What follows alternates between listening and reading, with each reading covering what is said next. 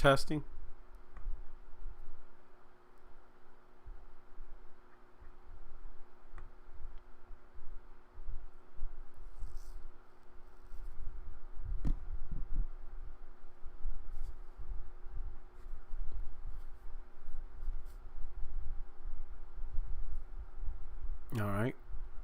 All right. Running through.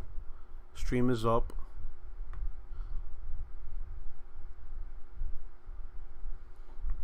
Off. Yo, Wendigo. What up? Star Guardian. Hey. Hey. El Matador. Yo, what's good? Hey, Puerto Rock. Love the content, brother. I appreciate it, man. I appreciate that you enjoy it. Thank you, St. Fox. What's good? DT Roof. D Truth. What's up, brother? Hey. What's that dude? The dude from the basketball? What's his name? Oh, my God. He's with the Clippers now. He was from Toronto. Kawhi Leonard. Hey. Yo, that dude is so weird when he talks. He talks so awkward. He's an awkward dude. Spider Silva, PS5 is about to start a victory lap. Tamiko Doss was good. Good to see you. Today. ¿Y qué? What's good, pana? Aquí, tranquilo. Todo está bien.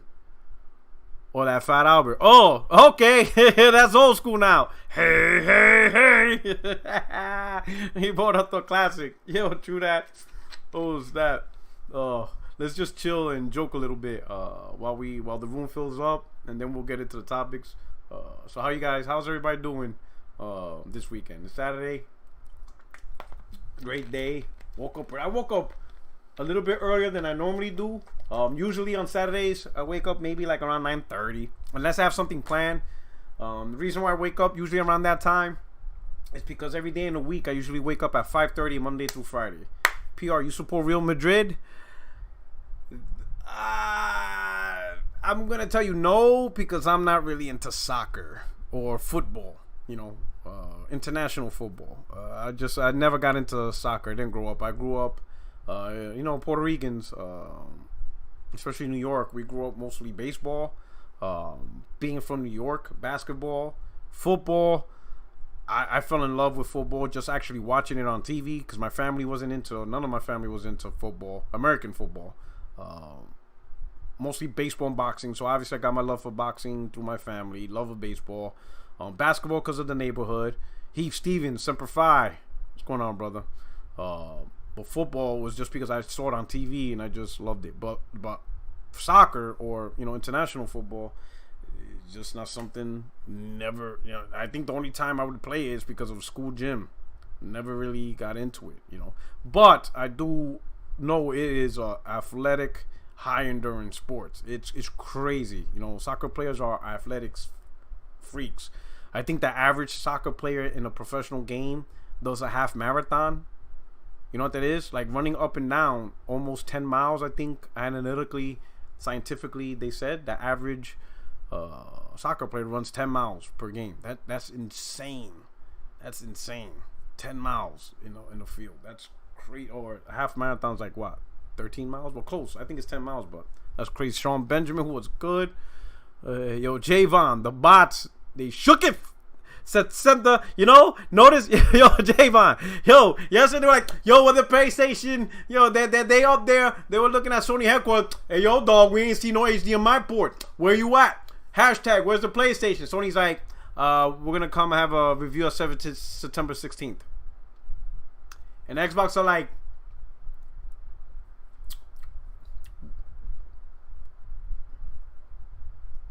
with that PS2 compatibility. Huh? PS2 compatibility. We want to see PS2 games with HDR. Yeah. Alright, come on, man. Creed Ross was good. What's up with Eddie Brock? Oh, snap. Eddie Brock, he says, yo, P, you keeping me from my bed again? Oh, snap. I'm sorry, man. But, I'm here to entertain, I'm going to try to make it worth your while so you don't get pissed off. You know what I'm saying? Try to have fun with you guys. Them crickets, yeah. Xbox ran away. Third show in the week. David Adams was good. You know what I'm saying? But you see the title. Everything's good. You know. Got to work out a little bit today. What else? I got me a nice New York strip sirloin that I'm ready to grill up in a few. So I'm gonna chow down on that. And I know I've been marking. You know, I've been rocking. After that, I'm gonna play some games. Obviously, it's gonna be a good chill day. But I thought to myself, you know what? This is a good announcement. And I'm looking through the timelines, and you know, and I saw some videos, people podcasting, and it's like, man, do I gotta do everything myself? Do I gotta be the only one to help you guys out? This is why I say I'm your only friend in these YouTube streets, cause nobody wants to expand the conversation right now, and I'm gonna tell you what I'm talking about. You know, what we got here? King Darius only shut down the box with a 40-second video. Hell yeah, Godfall looking fire. Did y'all see the latest combat? If you haven't, go check it out. They just revealed recently, just brand new combat trailer, and the gameplay looks fire. The melee combat looks fire. Now I'm excited. I'm like, at first I was interested. Now I'm excited because that right there, more than anything else, is exciting me. The actual gameplay, the actual combat, it looks dope. Looks dope. The combat, the gameplay looks dope. It looks like you gotta put some practice into it. It doesn't look cheesy hack and slash. There's some great combat mechanics. There's some, and it looks like they did a good job of kind of like, you know, you need your team and your partners have different capabilities that can exploit weaknesses. So it looks like you definitely need a team concept to this combat, you know. So it's not like, I don't think it's gonna be something you can easily hack and slash away. You're really gonna have to put some time and effort. You're really gonna have to choose the character class you're really comfortable with. It looks real dope. Yo, it looks fire. It looks fire. I'm excited. That gameplay really, you know, everything I saw was pretty cool. You know, graphically looks nice. You know, but now that it's shown a great representation of the gameplay, oh, I'm hooked. I'm all hooked. If they keep it up and they keep the combat nice, the gameplay, I could see this game will be my I could see this game, I could see me putting the amount of hours in this game like I did with Destiny 1. And possibly I could see me be playing this game for like 6 years. This could be the one game that I'm just going to stay playing as long as they deliver on the melee gameplay. That's what I care more than anything else. Solid gameplay, great melee combat. I will play that all day. You know, because the one thing I would enjoy is mastering the melee combat. You know, even if you do, you know, because you go through those, you know, a lot of these games like Destiny, there's periods where you're just repeating the same mission over and over to grind and stuff like that. But for this game, I won't mind it because I will use that time to grinding stuff, right? To master the melee combat. You know, I will focus on improving my combat style and taking advantage of all the techniques possible so I could completely master the combat. That excites me. I will put lots of hours into the craft, and so that really excited me. Godfall, that trailer really, if you haven't seen it, look at the trailer. The gameplay looks phenomenal. The combat looks phenomenal. So I'm looking forward to that. The graphics does look dope. It looks really good. My man said Xbox Series S, the S stands for stagnant. The Series S doesn't do backwards compatibility 4K, so how long till they have Series X only? What else? They were showing us Craig. Godfall. I'm saying the combat, if you haven't seen the combat trailer, Immortal Black, Beta A was going on, Tommy Bull, Light Gamer, the UI I'm interested. And now for the UI I'm hoping they show a nice good UI, but at the very heart it is still cross media bar. I don't want them to do a far departure of the system they have now. Just a nice improvement, make it look nice, more responsive. If anything, response is more important to that. But what I like so far from the transition from PS3 to PS4 was within 10 minutes I became familiar with the UI. Like 10 minutes was new, then next thing you know, boom, I knew everything about the UI. You know, because really you shouldn't have to waste too much time on the UI. You know, it's really more about the games, but the UI should be fluid, easy, accessible, and familiar, and I like that. You know, I'm hoping they don't do like a complete overhaul to something totally different. Much better than what we have now. Definitely much faster. I hope they improve the store where you can download games a lot faster, access games a lot faster. Savage Jr., what's up? What's going on? Ryan Landis, what's up, brother? I hope everybody's having a good time. And of course, I gotta ask you guys a favor. If you could look out for me and just hit the like button. We got 80 people all up in the room. Hit that like button. And also do me the solid of, sending this out on whatever social media platform, whatever groups you're in Facebook, Twitter. If you could, copy the link and do that. Oh, snap. PR don't have me pull up. Oh, shit. Dog, you ain't want this. Post them. Don't do it to yourself. Don't do it to yourself, right? You got these Xbox looking crazy out here. You got these Xbox listening to devs who never made a AAA game, and then the devs who made the AAA game, no one wants to listen to them. What are we doing here? What are we doing here? You got that Gab Stevens who made no AAA game ever. None. And that dude got more props than the dude who pushing big AAA games. Like, yo, dudes who helped make Doom and all that stuff, nah, we don't know what you're talking about. You know what I'm saying? Yo, you got this. Yo, you got this. Yo, you slick, post up. You got this all messed up. Yo, it's crazy. Yo, I never seen a whole bunch of gamers. Yo, bash AAA making devs. Yo, it's crazy. Yo, the devs be like, man, I make AAA games, and these dudes challenging me. You know what I'm saying? But the devs who make like the Dolphin Simulator that spits fire, that dude got it. Yo, I can't with this gaming community. Oh my god, I never seen so many AAA devs get discredited. Oh snap. Yo, no, we bashing dudes who are like literally indie devs. Like, who is you? Like, you got that one dev y'all were hyping saying, man, my game is 4K 120 on Xbox, but I can only get it to 4K 60. And we're like, all right, let's see this game. What game you talking about? And it was that Dolphin game. Stop. Yo, stop. You could get that game 8K 240 on an iPhone. Stop. Like, stop, boast up. Like, oh, we really doing this? Like, yo.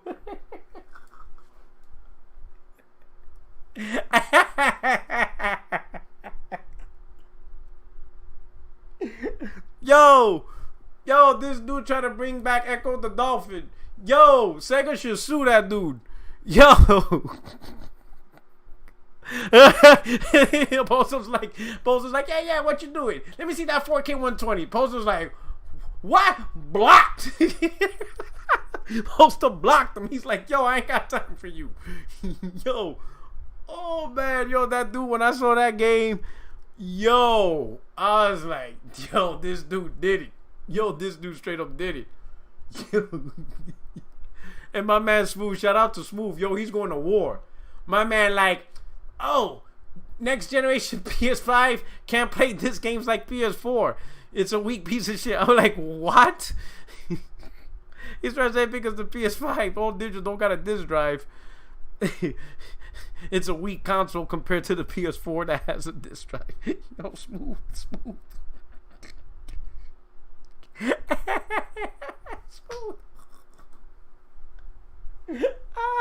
Yo, I can't.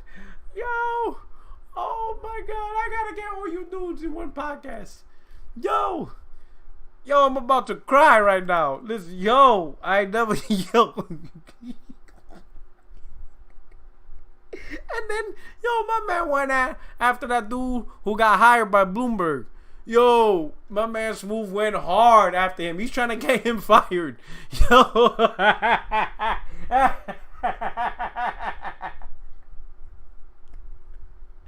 Yo. Yo. Oh my god. Yo, I can't. Yo.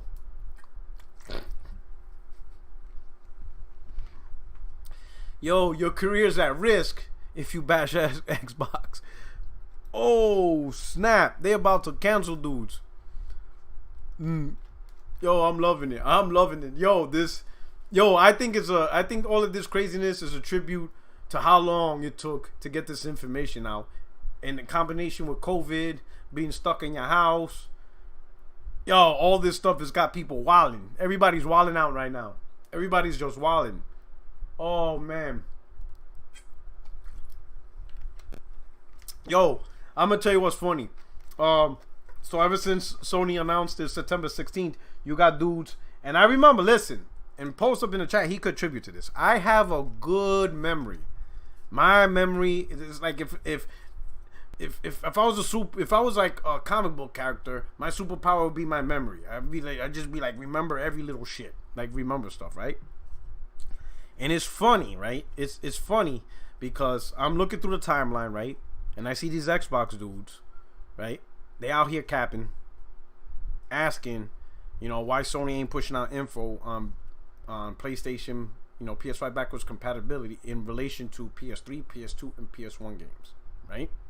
And normally for the normal gamer, for the normal average gaming enthusiast, that wouldn't be a problem to ask that question. And actually, in general, especially for hardcore PlayStation fans, it's actually not I don't see an issue asking that question. Like if Jabari asked that question, I would not see a problem at all, right? Because he played every PlayStation from day one, and I know dudes on the PlayStation side, they've been rocking with PlayStation since day one on the PlayStation 1.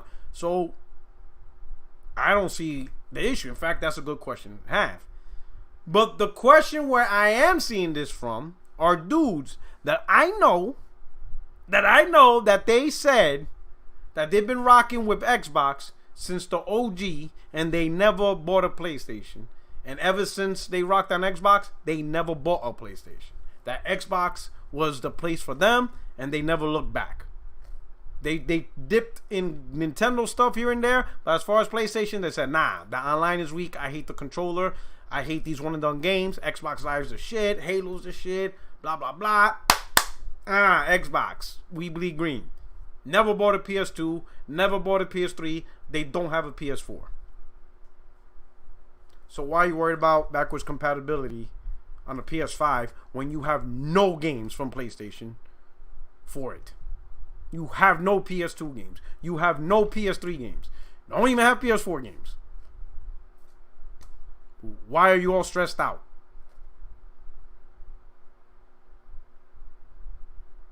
Come on. Stop it, son. Stop it. Like stop this advertisement. Listen, y'all crazy advertisement on Twitter is not going to help sell Xbox games. You need to stop. Now, I'm going to tell you another thing that's happening or is about to happen. I'm going to tell you, prepare for this, right? You heard me first. So when you on your timeline, watch the dudes as we get closer to launch or even after September 16th, once Sony, I think they're going to announce the price of the PlayStation and they're going to tell you when it gets pre-ordered, right? When all that's done, watch the dudes on the timeline that's going to be like, yeah, I was a hardcore PlayStation fan, but now that I know everything, I'm switching to Xbox this gen. So yeah, I'm going Xbox. Watch those dudes. Because what you need to do when you see those dudes talk like that, go to their homepage, scroll through their timeline. You're not going to see anything PlayStation over the last 2 years on their Twitter timeline. They've been talking about Xbox this whole time. But now all of a sudden, they've been long-time PlayStation fans. And now they're switching to Xbox. Watch that. Because they're going to do that. They're going to do that. They're going to pull that stunt. I'm telling you, they're going to pull that stunt. You're going to see guys who were PlayStation fans this whole time, but now they made the switch. I promise you. I promise you. You're going to see that shit. Or you're going to see new accounts, September 2020 accounts. Man, I've been rocking with PlayStation this whole time, but yo, Xbox is making the wave. I'm getting me an Xbox. Bye-bye, PlayStation. Deuces. Watch. I promise you. I promise you, bro. Yo.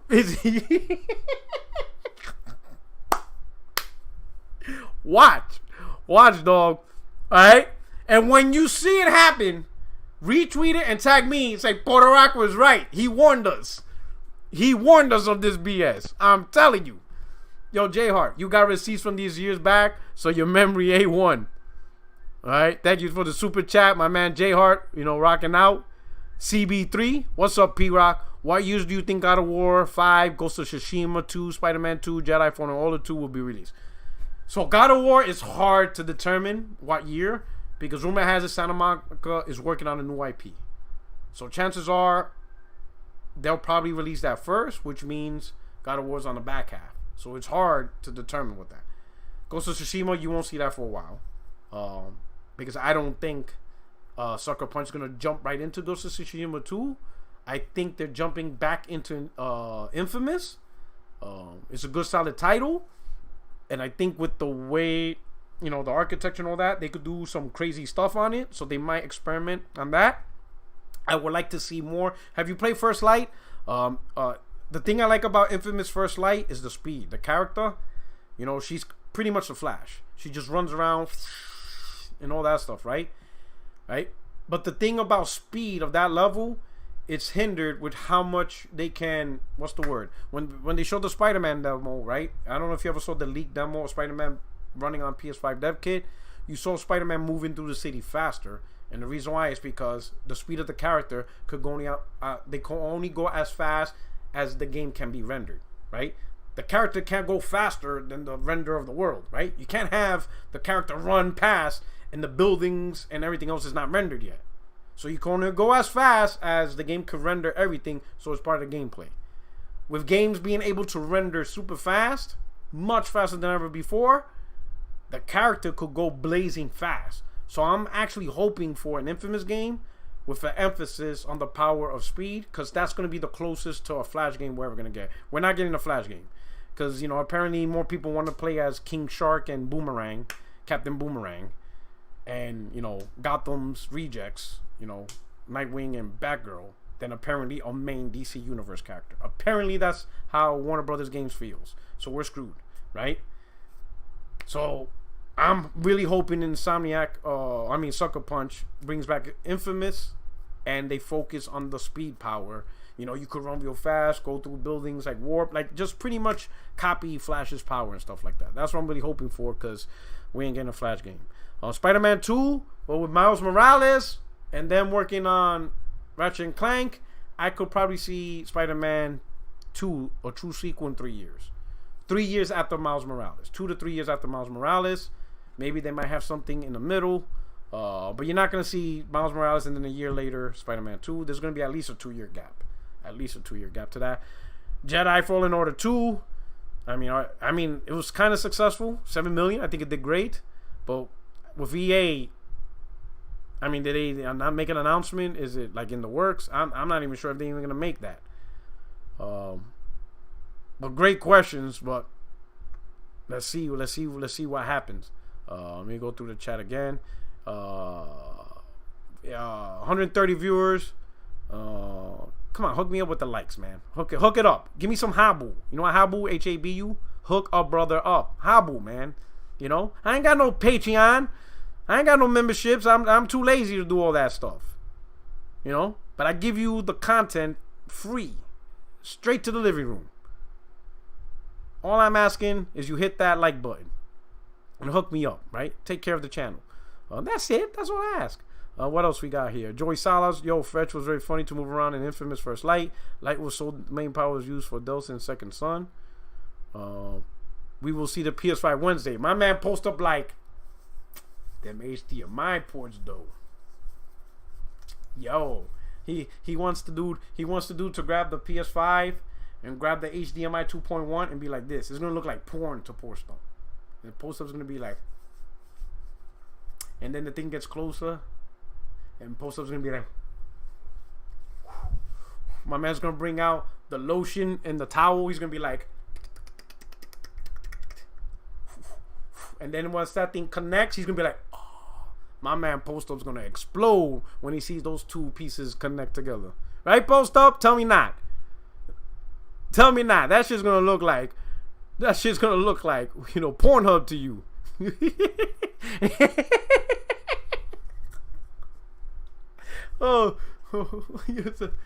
That's just gonna look great to him. Oh, my man need that 2.1. When he sees that when he sees that dude holding the PlayStation 5 and spins it around, Post Up's gonna have that shit on slow mo, and he's gonna hear the song "Love you is truly yo.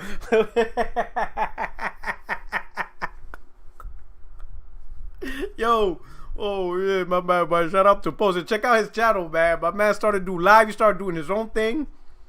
You know what I'm saying? My man, you know, he's gonna have. What's your podcast called? The What Are We Doing Here? That's what you should call it. Yo, that shit's gonna be like loving you.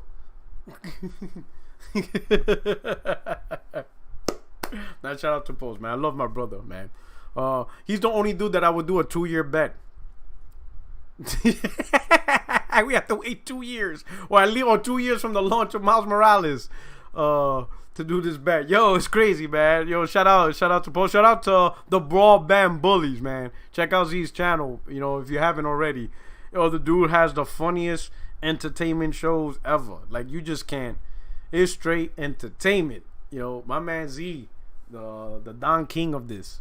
Yo, definitely, man. But all that, all right. So we got some likes up in here. We got some users. We got over 100 users. True that. We got some great people in the chat. The chat is live. Everybody's having fun. So let's get to it. All right. So PlayStation, Sony announced that they're having their event September 16th. It's at 1 p.m. Eastern, 4 p.m. 1 p.m. Pacific, 4 p.m. Eastern time. Bader, I have a theory that you can link up two PS5s and that would be the pro version. That's why we didn't see the pack. This dude's crazy. Nah, don't do that, Bader. Oh snap. Why, you're gonna put the PS5 in SLI configuration? Don't do that, man, because that's gonna spread like wildfire. Yo, don't do that. Yo, delete that comment, man. Oh man, oh snap. Oh man. Sing that solo that I can't hear you. Yo, oh snap. Hey, I didn't promise you I can sing, you know what I'm saying? Oh man. But so the event's coming September 16th. Sony announced. So what does that mean? Clearly, it's not an accident, all right? Microsoft announced what they're doing. They announced their release date. They announced their pre-order date, and they announced their price: $299 for the Xbox Series S, $499 for the Series X. That's it. For whatever reason, whether Microsoft was ready, because there's rumors that it was leaked and Microsoft wanted to wait, doesn't matter. What's done is done. Information's out there. Sony's paying attention, right? They go back to the war room, and I discussed some of the things that they should think about in my last video, so check it out. But I'll reiterate a little bit here. So right now, they're looking at the whole dynamic, right? What should we price? This is what we thought we could do. This is what actually we should do. Blah, blah, blah. They're wargaming, right? Wargaming is doing every possible scenario, and now they finalize it. They know what they want to do. They know what they want, and they're going to present it. That's it. This is what's done is done, right? So September 16th, Wednesday, 1 p.m. Pacific, 4 p.m. Eastern. I will not be doing a live reaction. I wish I could, but I'm working that day. I'm in the Pacific. I'm here in California, so I'll be working. But you know I'll be on my phone, though. I'm going to talk that trash. You know I'll be looking. I'm going to be looking, right?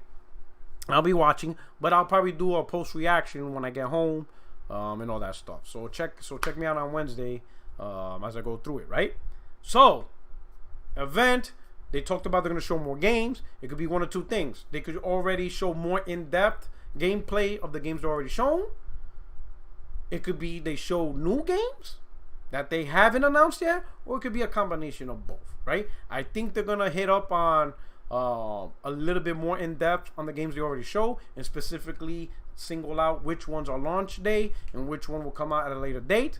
I think they might show some new titles, maybe a few that could be launch date, maybe later on in a couple of months to stagger them out. The games that they announce may not all be exclusive. It could be third party too, so keep that in mind. So be prepared to see some more third party games as well. It's not going to be an all exclusive showcase. It's pretty much what you can get on the PlayStation platform, all right, and stuff like that. Maybe, and then I think they're going to go into the hardware. I don't think they're going to do an in-depth breakdown. I think they're going to keep it simple and just say the price of the two models and then the release date. and they might announce the pre-order. I don't think they're gonna announce the pre-order at the show or when the pre-order goes live. I think they're just gonna mention the price and when the consoles launch, and then the follow-on tweets, throughout the day, they'll tell you specifically when pre-orders go live. I think that's what's gonna happen as far as this events go. Event supposedly about 40 minutes. So again, I don't think they're gonna go in depth into technology, tech, and stuff like that. All right. So here's my reason. Here's my logic behind why. And I kind of agree with it. Sony needs to stick with their strength. Okay. When it comes to conversations of tech, Xbox does have the advantage, right? They have the higher specs. They invested into the higher spec of the console, so they have more talking points when it comes to, the console theoretically can do this, theoretically can do that, and this is what it does for the games, right? What Sony's strength needs to do is not dive deep into the tech, and they're going to eventually dive deep into tech because that's just how the industry is. But for now, as a selling point, they're just going to show you the games and show you how it looks. That's it. They're going to let your eyeballs make the assumption, right? They're going to push out. They're going to show the games. They're going to graphically show the games. They're not going to show you no Craig level games or Craig level video stuff. It's going to be great looking games, and that's what they're going to show. And they're just going to let your taste buds salivate and let your eyeballs enjoy the eye candy. And that's all they're going to do. And then they're going to talk about, they're going to push it, the exclusive title. They're really going to go hard on that. They're going to go hard on Spider-Man, Ratchet and Clank. They're going to let your eyeballs do the talking. You understand? So you can watch and see it, right? I would imagine the event is still going to be 1080p because it's easier on the bandwidth, but they'll upload the 4K renders, and when you watch in 4K, it's just going to look beautiful, and that's it. That's going to be the advertisement, right?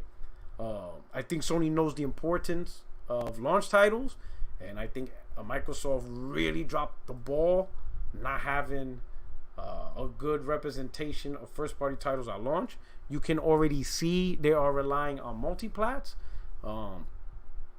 because the biggest talk of the console is like Assassin's Creed Day One, Destiny Day One, all the multiplats, right? But those multiplats are on PlayStation, and it's going to be a battle where you want to play it at. In my opinion, I think, especially when it comes to Destiny's not a factor in this, right? Because the game has been out for so long, the majority of the people who play the game already have the ecosystem they want to play it on. The PC gamers are going to stick to PC, the Xbox gamers are going to stick to Xbox, and the PlayStation gamers are going to stick to PlayStation because it's a very community-driven game. So the community lines have been set. No one's switching, no matter what. People are just going to stay within their community. So if you've been playing Destiny on PlayStation, you're not going to buy an Xbox. If you've been playing it on Xbox, you're not going to buy a PlayStation. And if you've been playing on PC, you're not going to buy any console for this game. You pretty much, those are the type of games that just won't push a narrative or help with sales. Everybody's just going to transition over with their crew because it's a very community-based game. So I think it's going to be more about the exclusives, right? That's what's really going to separate this gen, and price. And I'll talk to you about that in a few. So with Sony, probably you're not going to see much hardware talk, and it makes sense for them not to. They need to just talk about the games and show it. And that's what people really want. At the end of the day, that's ultimately what people really want. Show these great looking games, and they just push it out there, right? So the big argument, the big conversation that I want to have with you guys is the price. So I've seen a couple of videos, and everybody's guess on pricing is varied, right? But the one common thing I'm noticing is the price of only being a $50 difference, and the reasons why people feel it's only going to be a $50 difference. So let's get a couple of things straight. I'm going to say the PlayStation disc-based version is a 90% chance that it's $499.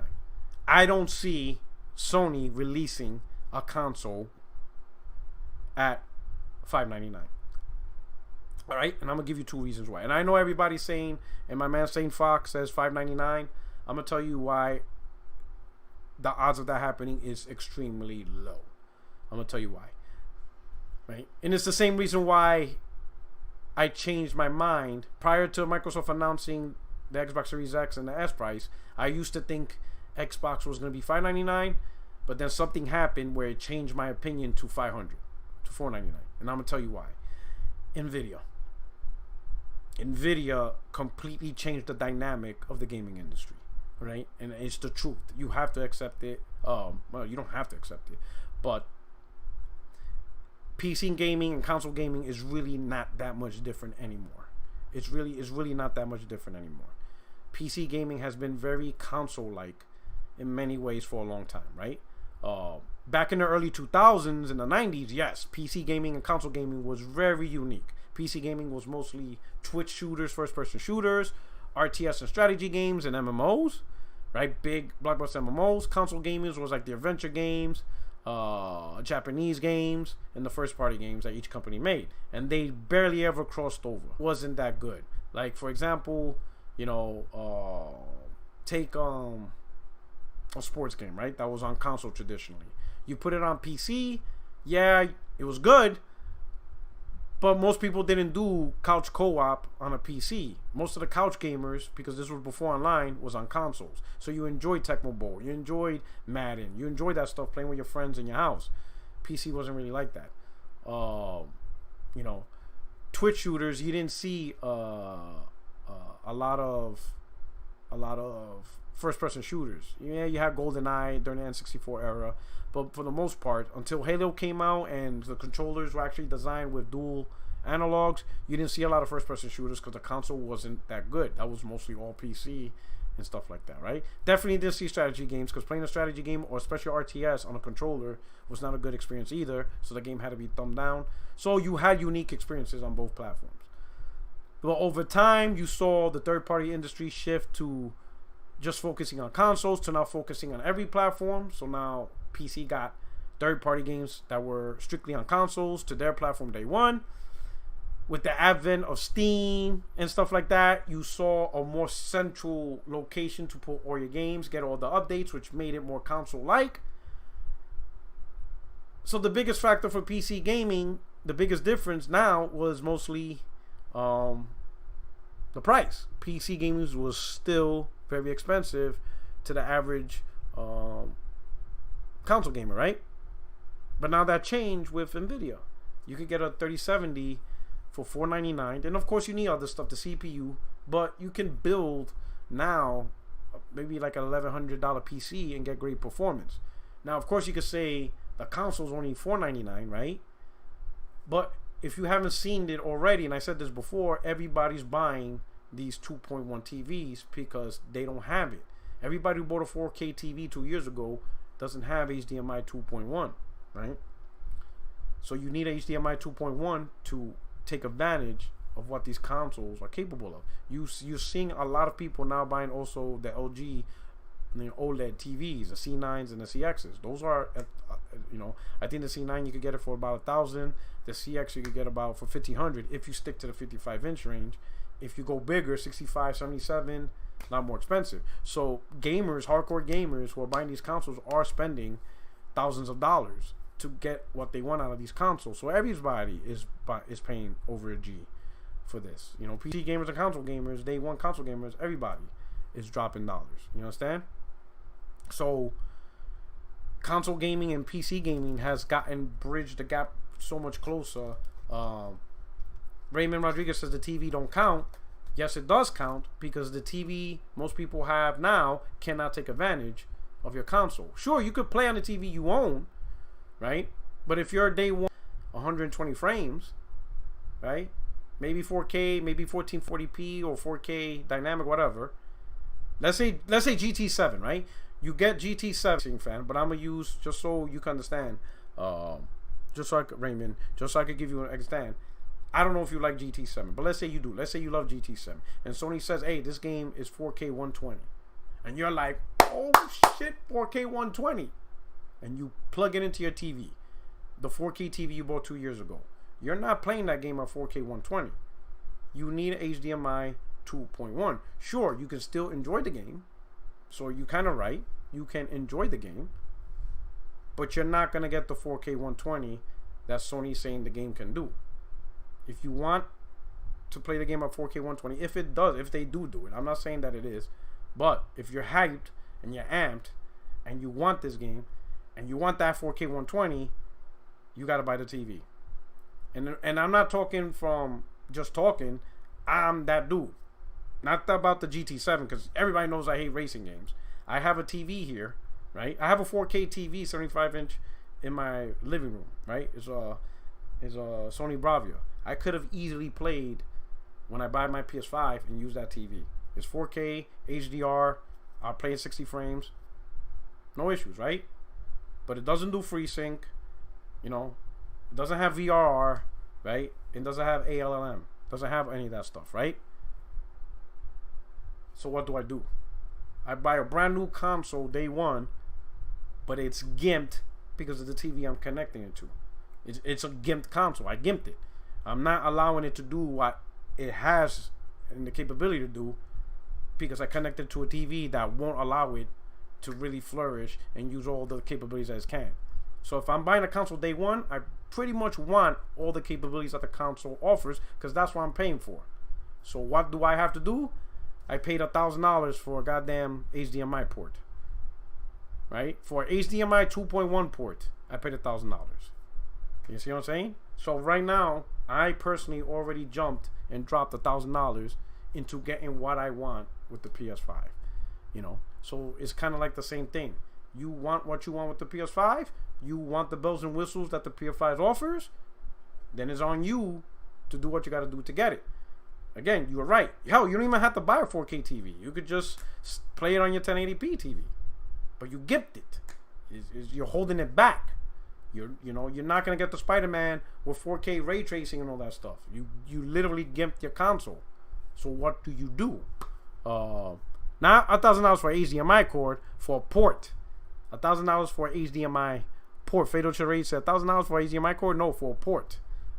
Meaning, I went after a TV that is capable of bringing out the very best that the PS5 is capable of doing. Right? The only way you're gonna be able to bring out its best, you need the right TV for it. If you don't got the right TV for it, you're gimping your console, and that's just the reality. So that's why I think everything is, the gap between PC and console has shortened in terms of pricing, right? So because of that, Sony's conscious of that. I honestly believe Sony is looking at that. Sony also looked at Nvidia. Sony's like, holy cow, Nvidia really came out with a cost-effective way to play games on PC. That is a potential threat to PlayStation. That is potential. That could be people who will be like, you know what, I'm just going to go play on PC, So they have to consider that. Then they saw the Xbox Series X at $499. Like it or not, it is the world's most powerful console, right? I got it. Powerful consoles ain't want to sell, but there is potential, not so much on the Xbox side, but on the PS5 side to gain negative press, right? If they launch their disc-based console at $599, you're going to see negative press. You're going to see people say from across the spectrum, even the PlayStation-centric social media influencers, they are going to push the narrative of why is this console $599 when a more powerful console is $499. Okay, that's just a start. That's just the reality. Even the big PlayStation podcast, they're gonna ask that question. The PlayStation 5 is $599. The Xbox Series X is $499. Why? Okay, and then it's gonna get worse if the digital foundry footage shows the Xbox Series X has better version of the multiplats than the PS5. It's gonna get worse. So now PS5 games is running worse and is $599. That social media, that narrative will blow the hell up. It's what happened to Xbox One. It's exactly what happened to Xbox One.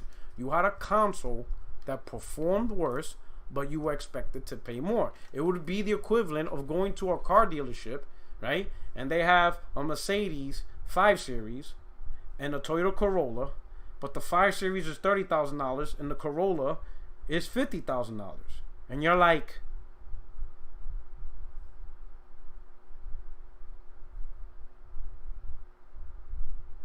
and you're looking at the dealer, and the dealer's just standing there like smiling at you like nothing's wrong. And you're like, this Mercedes is $30,000? And the dealer's like, yeah. And the Toyota Corolla is $50,000? Mm-hmm. But isn't the Beamer the high-end luxury car? Yes. And the Corolla's the family-friendly, drivable car? Yes. And you're looking at them like, help me out here. Like, why does this make sense? You understand what I'm saying? So it would be a bad narrative on the PlayStation side, right? And what would happen, a PlayStation 5 console at $599, even the PlayStation guys who love PlayStation, at a minimum, will hold off on getting a PlayStation. They will hold off. They're not going to avoid PlayStation because they still want to play the exclusives, right? Obviously, the exclusives are banging, so they're not going to hold off. They will buy a PlayStation 5. They're just not going to buy one at launch or within the first year or even within the first 2-3 years.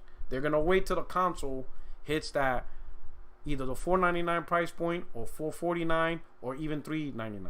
They're going to wait for those price points, right? And by the time those price points hit, Sony's going to go through the ringer.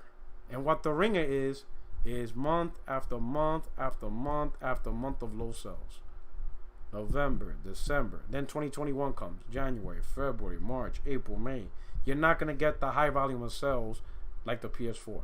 And because of that, you're going to have consistent negative articles. PlayStation's not selling. PlayStation's not selling. PlayStation's not selling. Sony screwed up. They got rid of all the momentum with PS4. Just go to the beginning of PlayStation 3.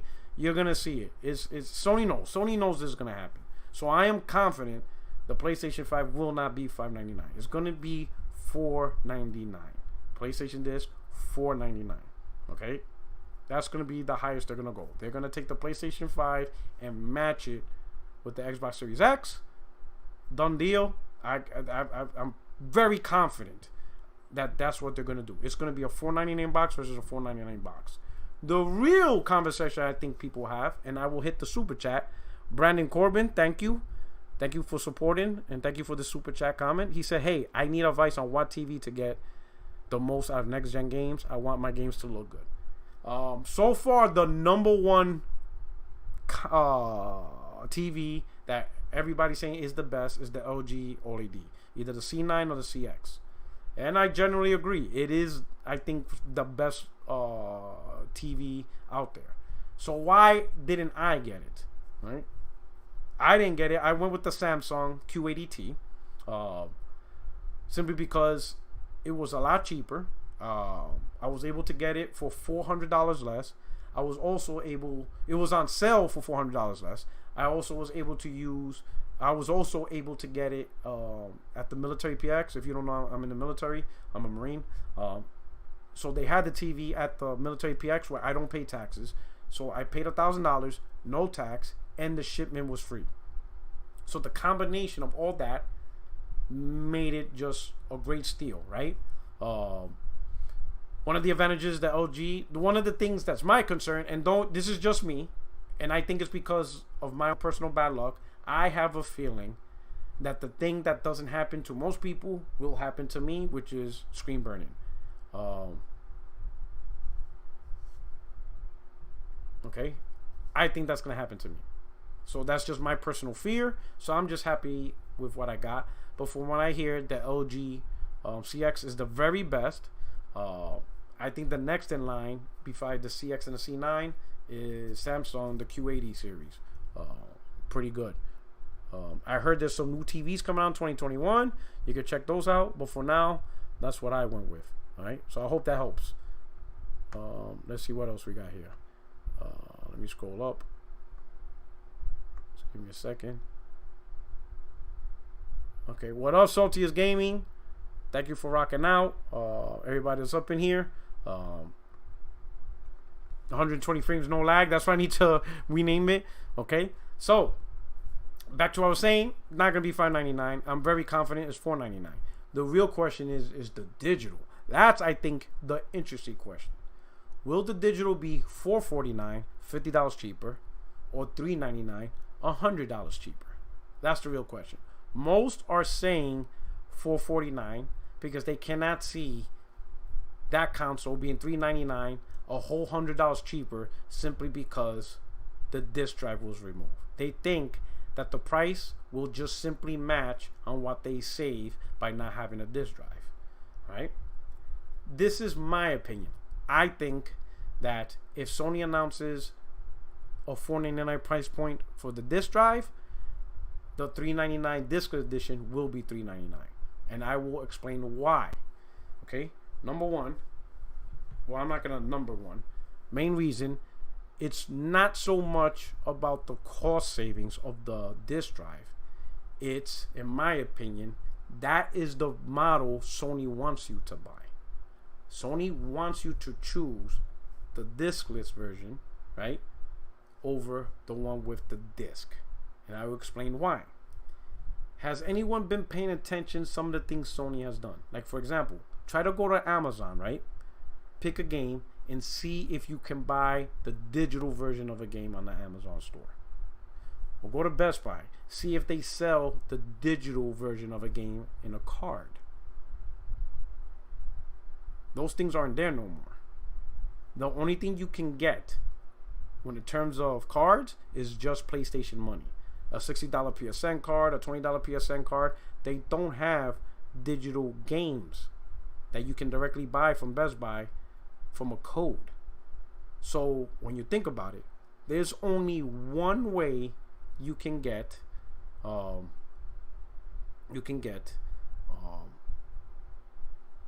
PlayStation 5 game digitally, and that's through their store.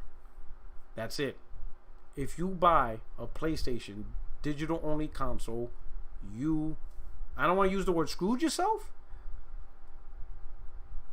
but you put yourself in a box where there's only one way you're going to get a game.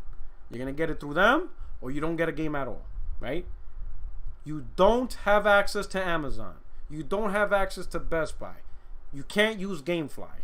You can't go to a place and buy a used game. You can't even go to a friend's house and borrow a disc-based game. You can't do none of that. You're going to get your game through one place and one place only, and you need internet, and you need to go to the PlayStation Store.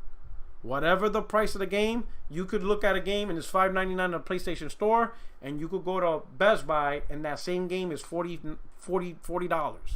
And you're like, man, this game is still $60 on a PlayStation Store, but I could have went to Best Buy and got it for $40. Trust me, because I went through that. The only difference is obviously I have a disc. I'll give you the perfect example. Street Fighter 5, right? When the game got updated to now include single player, story mode, and all that stuff, because if you remember, for those who played Street Fighter from the get-go, they only had like the multiplayer and the training thing. It was very dumbed down because it wasn't finished, but they had to launch it because of Evo. When they finally updated the game with the story mode, pretty much a full game, Amazon had it on sale for $29, $29.99, $30. I was like, oh wow, Street Fighter 5, now that it's complete, for $30. I switched, because you could switch in Amazon. I switched it from the physical, right, to the digital code. When I switched it to the digital code, because I wanted the code right then and there, it shot right back up to $59. And I'm thinking, yo. And I thought to myself, why is this $59? And I'm thinking, you know what? I logged onto my PlayStation. I went to the store. I did a search for Street Fighter 5. And sure as shit, the game was $59 in the store. And I'm like, oh, I got it. So I went back to the physical disc, and I bought a physical disc for $30. And that's it. If you buy the PlayStation disc-based version, you have more options, okay? You can buy games cheaper. You can sign up for GameFly. You can borrow games from your peoples. You can get used games. You have full access. You can still buy digital games, right? But some games you have the option to be like, yeah, I want to play it, but I don't want to buy $60 because it's not that good of a, whatever. You have options, right? If you go without the disc, that's it. Amazon's gone. Best Buy's gone. All those options are gone. You only got the digital store, and then maybe if you game share with your friends, right?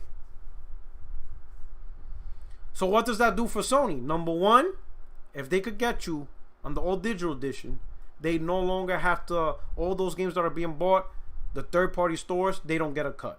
They no longer have to give a cut to Amazon. They no longer have to give a cut to Best Buy. You know, now in this case, because they still a disc-based version, there's still going to be people buying physical games. But what Sony's trying to do is reduce the amount of physical games they're selling, right? Right now, it's like a 50-50 split, 60-40 split in favor of physical, right? So at the very least, if they sell a game and 40% of the sales are digital, that's all them. 40% of the games, not a single dime went to third-party vendors like Amazon, Best Buy, and whatever. 40% of those games, they didn't invest in, you know, shipping this, printing this, the cost of all that. It's more profit, more money to them directly. The 60%, right, of the games that are sold, right, many of the profits had to go to the vendor, Amazon, Best Buy, Walmart, any game store. The cost of shipping the disc to these warehouses, printing it on disc, game cases, all of that stuff. So it cuts into the 60%. So the 40% is a larger, I'm not going to say it's a bigger profit than 60%, but what I'm saying is they get more bang for the buck when they sell it software-wise, digital, as compared to physical, because there's a lot of things that nip away. There's a lot of little nitpicks that goes in it, right? If they can shift that 60-40 or 50-50 in favor of digital to where now digital is 60%, maybe even 70% of sell, and physical is 40-30, right? They're making more money with this model, selling more games digitally than physically. Because now physically, they can now say we don't have to ship as much because more people buy digitally, which means there's a cost savings on printed disc, there's a cost savings on cases, there's a cost savings on shipping all these games around the world, and they don't have, the third-party vendors don't get a cut as much. That is the scenario Sony would love to create. So how does Sony create that? Well, let's talk about another thing before I even go there. So that's one scenario, right? That's one advantage by getting on disc. They get more bang for the buck, more bang for the sales, going all digital. Again, look at the money they save. Because they're not going to pass on that savings to you, right? Because you would think the digital games will launch at $50 and the physical games launch at $60. No, as you notice, they have not done that. They launch at the same price. So they are not passing on the digital cost savings onto you. They are keeping that to themselves for more profit, right?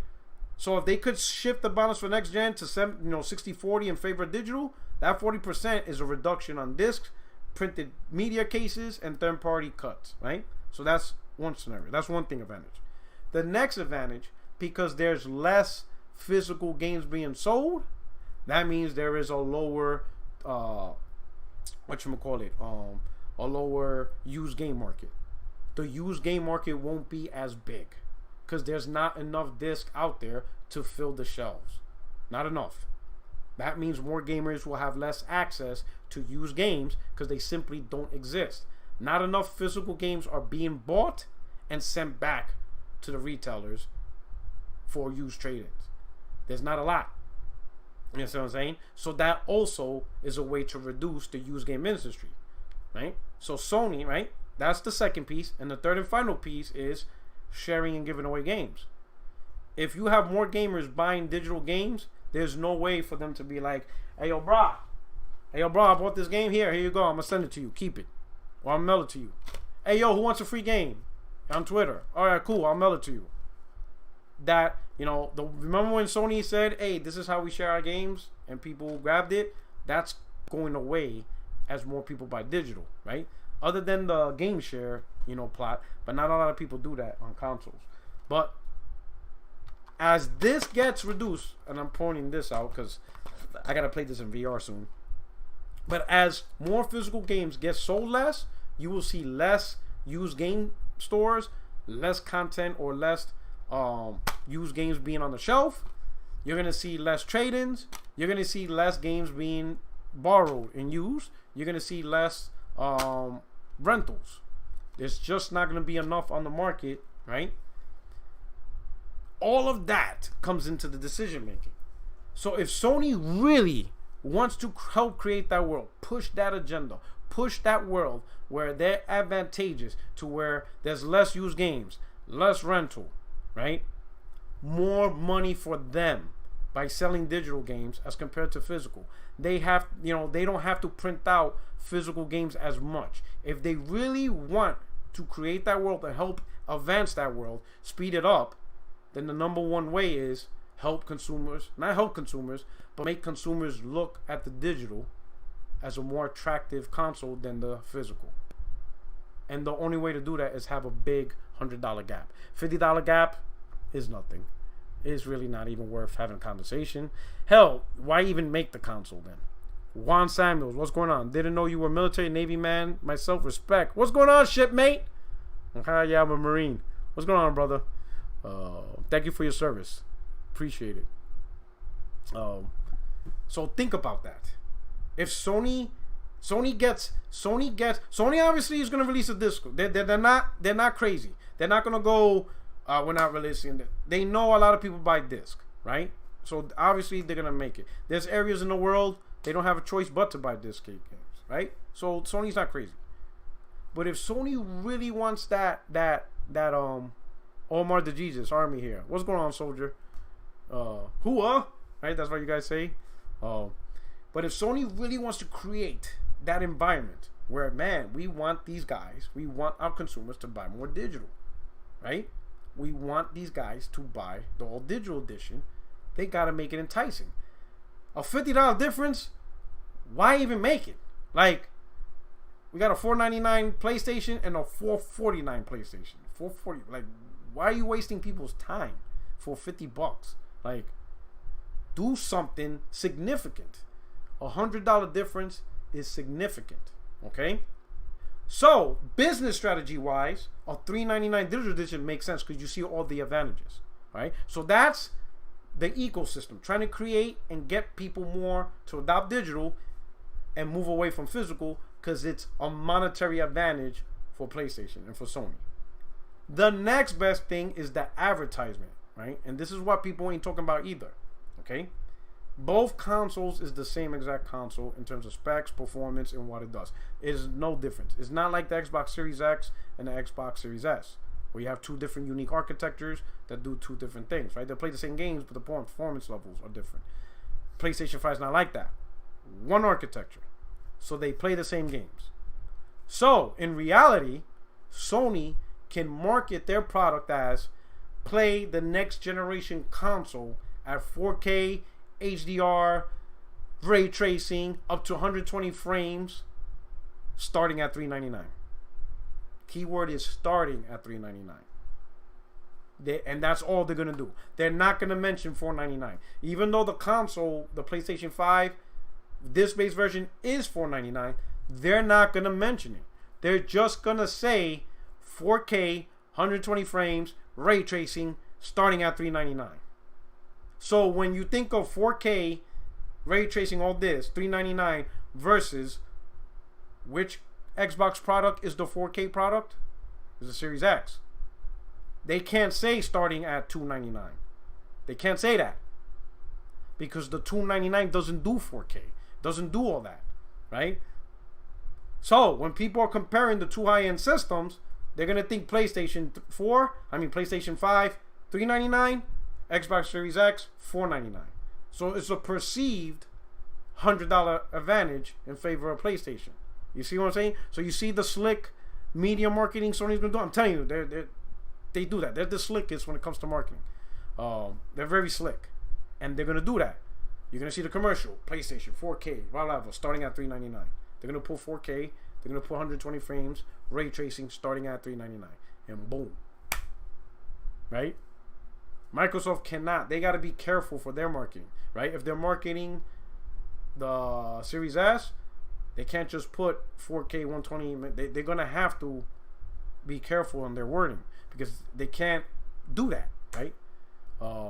Because the Series S doesn't do 4K, so they got to be real careful with their marketing. Sony could just be like 4K 120 frames, starting at $399. That's it. That's the console. So it gives them a marketing advantage, right? Because that's all they're gonna talk about. $399 PlayStation 5. Even though there is a higher costing version because of the disc, they're not going to say that. They're not even going to talk about disc and all digital. They're just going to say PlayStation 5 starting at $399. That's all they're going to say. They're not going to even do, I don't think they're even going to do $399/$499. They're not going to put $499 on the board. They're just going to put in little tiny words, starting, and big white letters, $399. And you're going to have that little tiny thing. You know, that little tiny thing that you have to zoom in. You're going to have to be like, oh, that's starting at $399. Oh, so that's where it starts for the PlayStation 5. And then when you go to the store, right? You know, walk into the store. Hey, I want a PlayStation 5 $399. They're gonna tell you, well, the $399 doesn't have a disc. The disc one is $499. And then you're gonna be like, man, I really want my console for $399 though. And you're gonna be there like, you know, you're gonna have consumers like, you know what? I want to pay $399. I'm cool. You know, I'll just buy everything digital. I'm cool with digital. Got them. You know, because you see the commercial $399. You actually go to the store. If you want to pay $399. Got to give up discs. Many people give up discs. I think only the hardcore, like myself and many of you, we're going to stick with $499 because also we see kind of the BS of digital only, right? So we're going to spend the extra $100, right? But that's the thing about options. A lot of people don't really care about physical disc anymore, right? And to save $100, they'll jump at a PlayStation 5 all digital. You know, $100 is very significant. $399, they are cool with that price for a day one console, 4K, ray tracing, beautiful graphics, all that stuff. Yeah, I'll buy the digital. Sure, they may want the disc, but once they're there at $399, $499, me, I'm going for the $499. I'll tell you straight up. But many will go for the $399. They'll take it. And that's the conversation people gotta have. So the point I want to make sure you all understand is, it's not just simply the savings of the disk drive. It goes beyond that. You got to look at Sony's strategy from a monetary perspective. You got to look at it from a perspective of how much more will they make if more gamers choose the digital edition over the physical edition, right? With all the advantages, right? And then the second part, the advertisement. Sony can advertise their PlayStation 5 for $399. All they have to use the word starting. That's it. PlayStation 5, 4K, blah, blah, blah, blah, blah. Starting at $399. That's it. Okay? One more final piece I want to make sure in terms of pricing that I want you guys to understand. Sony always sells their consoles at a loss. They have never launched a console where they made profit. The only company that actually ever did that, and I can't even say if Sega did it, but I know one company that has done that is Nintendo. Nintendo has the ability, they always had the ability to launch their console and make money off it day one. They just do that. Don't ask me how. They just did, right? Okay. So where am I going this? Now that I mentioned Nintendo, I screwed myself up. Oh, okay. Now I remember. Back on track. Sony always launched their products at a loss. The PlayStation 1, PlayStation 2, PlayStation 3, PlayStation 4. All sold at a loss. The PSP and the Vita, they launched at a loss. Okay? But launching at a loss is not forever. It's not something they experience for 7 years or 5 years or 6 years. Okay? That is just an initial loss during a certain time period. Okay?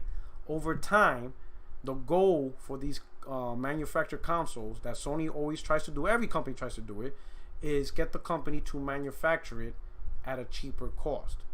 That's why you have different models of console. Like I bought my PlayStation 5, most of you know, at 2015. If you look at the model number, I guarantee is different than the model number that was launched in 2013. Even though they look exactly the same, you put them side by side, but when you look at the model number, it's completely different. Why? Because the model number I have, the guts were manufactured at a cheaper price. So, in 2013, people who bought the PlayStation 5, Sony sold it at a loss. Even though it was $399, they sold it at a loss. Fast forward to me, when I paid $399 for the console, Sony made money because the guts were cheaper. So it's a temporary loss, is a temporary issue, right? They aggressively gonna do remodels, right, to make the cost go down, right? And what starts out as an initial loss will be less and less after every cycle. They'll break even, and then they'll start making money, right? And then eventually, they're going to keep selling the console at that price, making money, until they hit a point where they can now drop the price and still make money. Make sense? And then where the real big money making, and even though hardware, making money off of hardware isn't the big thing, where they really break out is when they release the Slim line.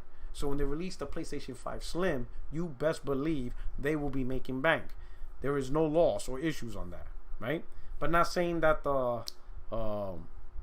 that's their goal, to make money off the hardware. The real goal is to get the console in consumers' hands so they can make money off the software and get you guys to play the games. Casey Cage, what's going on, girl? Everything's chilling, the fam's good and stuff. Thank you for asking. You also got a final point. It's a battle of the third party, right? And let's be honest, okay? Of course, people buy, one of the biggest attractions of these consoles are exclusives, right? But Sony makes the most money off of third party because there's a lot of third party games. Sony wants, if you're going to play a third party game and you're going to play it on console, they want you to play it on PlayStation, right? The only way they can do that is if they make it as accessible as possible within reason to where the consumers will choose PlayStation 5 over Xbox to play these third-party games.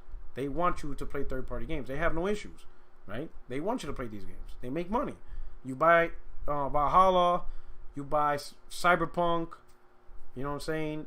Marvel Avengers, whatever. Any third-party game you could think of, one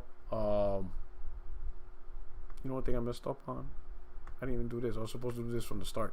I'm supposed to do that from the start, right? Dummy. I'm such a dummy. Give you the visual aid, right? I'm such a dummy, right? Sony needs to get hold, and they want you to play these third-party games. So those are the things that they're talking about, right? So with Sony, they sit down on the table. They are wargaming all these thoughts and processes. Which console we really want to be successful? How can we make sure more people buy PlayStation over Xbox? Sure, games and exclusives is very important. I'm not fighting that. But that cannot be the only thing. You want multiple avenues, right, to help you sell the console. You want your exclusives. You want your price. You also want good, positive news and reports and social media trending. You don't want negative stuff to hold back your vision of selling this console, right? So you're trying to do all the things of how can we minimize any bad impact, whatever. So like a $5.99 price point, that's going to add negative social media trend. It's going to trend negatively. And that might overpower the good stuff you're trying to say. You might be trying to say, hey, look at Spider-Man, look at this, and people won't care because they're just too focused on the $5.99 price, and they just can't let it go. So everything, all the words that Sony's saying, all the stuff that gamers are saying, man, this game's amazing, most people probably don't want to listen because they're just going to keep throwing $5.99. That's just going to take over, and that's all you're going to hear. No matter how good the game is, it's going to be the main thing. So Sony's paying attention to that, So you got to look at every aspect of Sony's decision. I think come Wednesday, I personally think at a minimum the PlayStation is going to be no more than $4.99 because they're going to eliminate any attempts of bad negativity and bad press and bad conversations of $5.99 price point. That's not going to happen. So they're going to take away that crap. They're going to eliminate that. And I think the digital is going to be $3.99 because they're going to push the agenda to get you to that digital edition. And they're going to have the advantage of saying PlayStation 5 starting at $3.99. They're going to go in that route. So that's my opinion. That's my prediction for this. So what we got going on here in the chat? The chat is live. Thank you for the likes, for the rest reviews. We got 228 people up in here.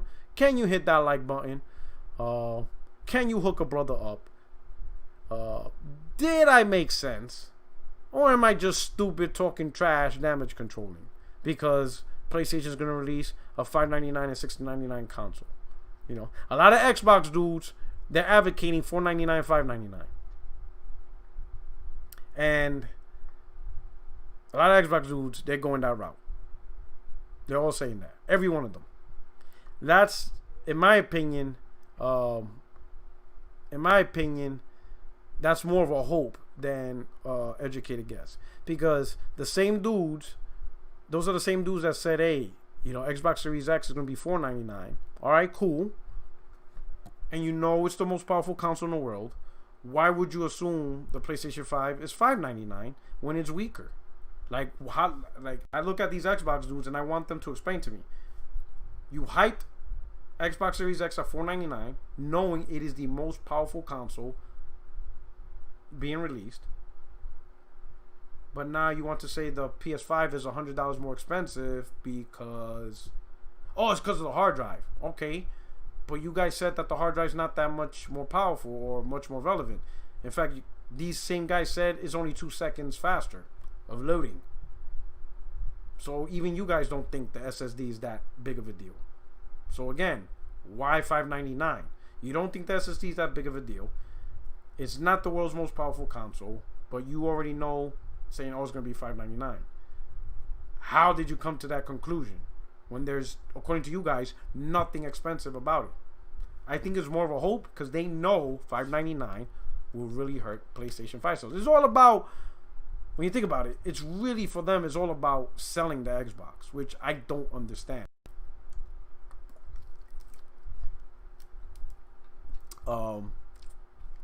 Casey says, rumor has it that PlayStation will resurrect an old beloved franchise. If true, what are you hoping to be? Wow, that's a long list. I honestly think SOCOM is coming back. I just think it is. I think SOCOM's coming back. SOCOM 1, SOCOM 2 was possibly one of the most popular multiplayer shooters that they ever had as a first party. To this day, everybody wants it. If there's one game, you know, and you know PlayStation Nation don't talk about multiplayer a lot, but when they do talk, it's SOCOM. SOCOM. They want SOCOM back. Puerto Rock, what part of Puerto Rico you from? My family's from Ponce. Sorry to ask a non-PlayStation question. Am I for PS5? Well, I was born in Brooklyn, New York. My family, my mom and dad, were born in Puerto Rico. My mom was born in San Juan, in the area of Santurce, and my dad was born in Toa Baja, in Campanilla. So that's where they're from. Huge fan, PR77. You and Marlon Gaming Nation, you two are the truth. Appreciate it. I would like to hook up with him and do like a podcast. In fact, I'll invite him one day. Let me see if he could hook up and stuff like that. You know, give me a good idea. Let's see if we could do something. Let's see if we could hook up. Do our thing, right? The chat is lit, right? Yo, Pre-Rock, what's good? Lionel B, what's good, brother? Glad you showed up. Neil Agosto, love your channel. Thank you so much. I truly appreciate it. When you guys say you love the channel, appreciate it. Yo, I feel truly blessed. I feel truly blessed that you guys rocking. You know what I'm saying? Because I think it's a privilege that, you know, a social media or anybody who tries to do this have people enjoy their content. It annoys me seeing like Twitch streamers bash their viewers. Like, I don't know if it's a joke, but they bash them and guilt them into providing money and all that stuff. Like, yo, I love breast assist. Crazy. That annoys me. I like, yo, you should be lucky that, you know, like, at the end of the day, us gaming content creators, we're just simply on YouTube and stuff like that. We're not movie stars. We're not actually, you know, actors and stuff like that. You know, so we should be, you know, humble that we out here, and people are willing to listen. Because at the end of the day, you guys could be doing anything else in the world, but y'all here rocking on my channel. So I truly appreciate that. What's up? I'd be so happy with SOCOM for sure. We need PS to do some multiplayer. They're typically lenient on microtransactions because of the position of wanting to sell systems. That is true. So I think SOCOM's a good one. What would be another good PlayStation beloved franchise? I would say Resistance, because 1 and 2 are popular, but 3 fell off. But I think Insomniac is capable of rebooting it. I think it would be good not to do a remaster or remake, but reboot it, make it because Resistance was during the 1940s. It was an alternate timeline of World War II. So instead of World War II, Resistance game happened. So I could say, like 80 years later, in modern era, the Chimera comes back. They were underground or in space, whatever, doing their weird shit, and they just make a comeback. So now it's in modern time. So it could be Resistance 4, right? I think that would be cool. I think a lot of people would enjoy that. The game will be crazy. Metal Gear is a good one. That's a Konami game though, so I don't know what hurdles Sony would need to do. Siphon Filter, facts. I'm surprised. I know Sony Ben, they could bring that back, and if you played the PSP, it was pretty good. I'm surprised Sony don't want to reinvest in Siphon Filter. I think it would fit, especially so many people want Split and Cell, and Ubisoft simply isn't doing it. That's a great void to fill. Motorstorm. I don't know about Motorstorm. I'm the wrong dude to champion that because I can't stand racing games. But for you racing games, I know some people loved it. Legend of Dragoon. I don't think it's a beloved franchise, but it is a hardcore, one of those games that the people who did play it, they loved it. And I loved it. I would love for Bluepoint to... I would love Bluepoint to do a full remake. Give it the full remake. Bring it back, give it the full remake, and see how people will react to it, and then do a sequel. I would love a full remake. What else? They mentioned Motorstorm again. For you racing guys, sure. I'm the worst dude to bring up racing games. I'm the worst dude. They better have the Batmobile if you expect me to play it. I'm the worst. What else? Warhawk or Mag? Very interesting. Very, very interesting. Especially Mag. And I enjoy Warhawk. I enjoy Starhawk too. Very interesting if they could, and that was in Incognito, right? With Warhawk. Very interesting if they could take that game to the next level. Interesting. What else we got? Man, a Legend of Dragoon remake would be so crazy. NBA Shootout. I don't think they'll do sports game. I think they're just gonna stick to baseball. I think right now there's like an unwritten agreement to let people live.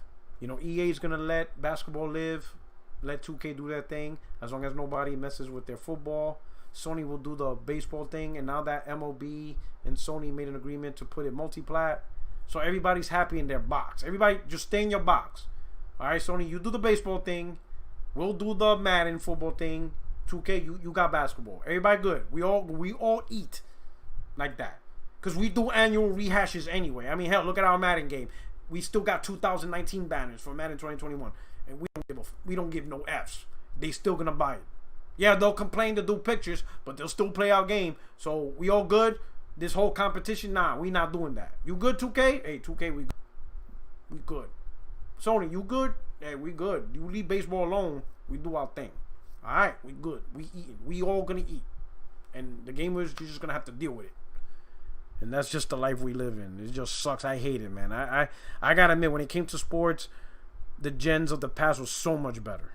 That's one thing. The earlier gens of Genesis, hell, even just on Super Nintendo, and even the early days of PlayStation 1, sports, even PlayStation 2, those gens were much better when it came to sports, man. So much better competition, more options to play the type of baseball, basketball, football game you want. I gotta admit, that's the one thing that really is trash this gen in the sports games. It's trash. It's just, god damn, we are so screwed, man, when it comes to sports games, right? It's just screwed, man. Madden 19 banner. The stadium, Madden 19. And Joey Salas, Riley Madden was ranked number. Yeah, it's always gonna sell. It's just how it is. There's nothing stopping it. You want it, it's either that or you don't play football. I opted not to play football, but I'd be honest, man. I be having this itch, man. The only thing that helps me not scratch that itch is the fact that the Giants suck, right? So if I were to play Madden, and I will play my, football team, they suck, and I don't really like playing competitively with other teams. I mean, I would, but I'd rather play with my Giants and beat your ass with my Giants. You know what I'm saying? Because that's my team. So the fact that they suck for the last couple of years made it easy not to play Madden. But what if the Giants play good this year? What if they play dope? What do I do then? Like, I gotta buy Madden, and I gotta talk trash. And then I gotta meet up with Rome Rush and beat his Baltimore Ravens, beat your ass with the Giants. I just gotta beat your Baltimore Ravens with the Giants. Daniel Jones. But my Giants suck, so chances are I won't be able to do that. Now, shout out to Rome Rush. Hey, shout out Rome Rush. We'll be on my podcast on Monday. All right? So, we're going to have a good time. Oh, my man, you're a Browns fan. You're a Browns fan. I thought you were Baltimore Ravens. I thought you were from Baltimore. So you being the Browns. Oh, my bad, Rome. I thought you were a Baltimore dude. And then, obviously, basketball is easy. I already played 2K. I'm a Knicks fan. What the hell am I going to do with the Knicks? No, thank you. Then I would have to switch teams. Oh, yeah, Dizzo. Shout out to Dizzo, my brother-in-law. He's in the chat. Shout out to Dizzo. One of the reasons why I'm doing podcasts and live stuff. Shout out to him. I don't play 2K. I'm a Knicks fan. The hell am I going to do with the Knicks? Like, what can I possibly do with that team in that game? Like, what? What do you want me to do? Like, I can't do nothing. Nothing. Right? The Knicks are the Xbox of NBA teams. Can't do nothing. PR, you better back the Knicks. They from Brooklyn. So I'm about to, switch. I'm about to make that switch. I normally have a rule in New York sports. I don't root for teams with ETS. The Ets, I don't mess with them. I avoid the Ets. Who are the Ets? The Mets, the Jets, the Nets. If you are New York Ets, I don't mess with you. But these Knicks, they I'm about to break this rule, man. I'm gonna have to, or at least, modify it a bit, cause it's getting rough. Like, I don't know what to do. I'm hurting. God, the Knicks suck for so long. Like, my God, it hurts. The Ets, yeah, exactly. Anthony Chickman gets it. I don't mess with New York Ets. New York Ets are usually trash. Casey, she said, when I left New York, I immediately converted to a Sixers fan. I don't blame you. Oh, snap, I don't blame you at all. Mets, Jets, and Nets, I don't mess with them. I don't mess with the Ets. It's a rule, Any New Yorker who raises their kids to be an Ets fan, you should have child protective services called on you. Like, why would you do that to your children? Why? Why would you do that to them? I don't know. It's not easy and stuff like that. Or shout out right there. Mine's going to be the NFC title game this year.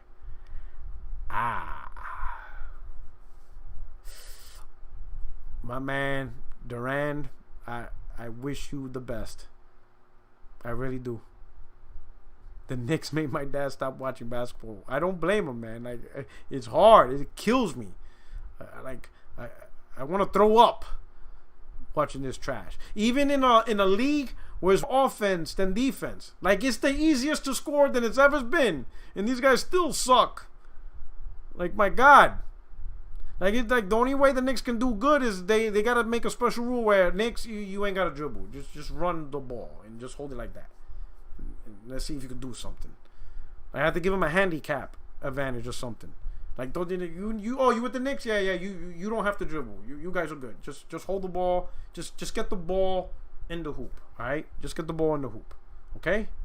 Just do something. Like, my God. It's pitiful.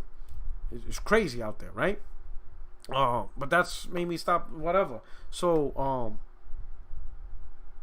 SOCOM should partner with Firewall since PlayStation bought them. SOCOM VR. I know it's going to be a while, but I am really looking forward to PlayStation 5 VR. I know the VR headset currently is capped out. They could probably do some sampling, down sampling to make the game graphically look good on a PlayStation VR screen, right? But they maintain the fastest refresh rate they could possibly do with the PS5, some downsampling, make the games look better. But I'm so looking forward to PSVR 5 headset. Oh, I love VR so much. I just love it. I love it. I love it. I love it. It is finally, yo, I'll tell you what. For generations, I've been hyped over like aftermarket ideas. I had Rob the Robot from Super NES. I had the 3D glasses and the gun for Sega Master System. I had the bazooka for Super NES. Power Glove, U-Force, the trackpad. I had every aftermarket Sega CD. I had so many aftermarket products that attempted to enhance gaming, and I was all into it, and they just all failed. It all fell to the point where I was done adopting it. I just lost faith. So things like the PlayStation Move, the 3D TV, iToy, Kinect, I was just like, I'm done. Like, I'm done with aftermarket ideas and stuff. Like, it just kept failing time and time and time again. So when PlayStation announced the PSVR, I was like, oh, here we go. And then when they announced it for $500, I'm like, oh, hell nah. You're not going to catch me with this. I've been gone through that phase. I lost faith in aftermarket stuff. I'm not doing it. My man All Day bought it. Jay Barry bought it. J Dub bought it. They out there in the podcast like, yo, you need to buy it. It's dope. And I'm like, man, these dudes are drinking PlayStation Kool-Aid like a mother. Like, god damn, these dudes are in that Kool-Aid. Like, yo, y'all sipping that. Yo, y'all, the Xbox got the green Kool-Aid, right? They got the lime. You guys on that Burberry. Not even blueberry. Y'all Burberry. You on that Burberry pool. Like, that's that bluest blue Burberry pool. Like, y'all dove deep. Like, y'all dove deep into that pool. You didn't even bother to come back up. You're just slurping it at the bottom of the pool. I'm like, I was nice, but I'm like, yo, these dudes are bugging. You think I'm gonna play a $500 PSVR that's gonna fail and do nothing? Didn't do nothing. Like, nah, you're not catching me. But then more games came out. I'm like, whatever. Price drops.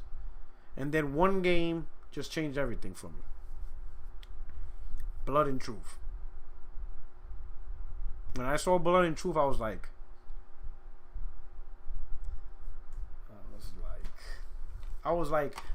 you know the meme for the little gif of Denzel Washington when he was Malcolm X, that he's like this, right? That was me. That was me, because I was mad that I want to play that game. So when I saw that game and I saw the gameplay and everything it was doing, I was like this.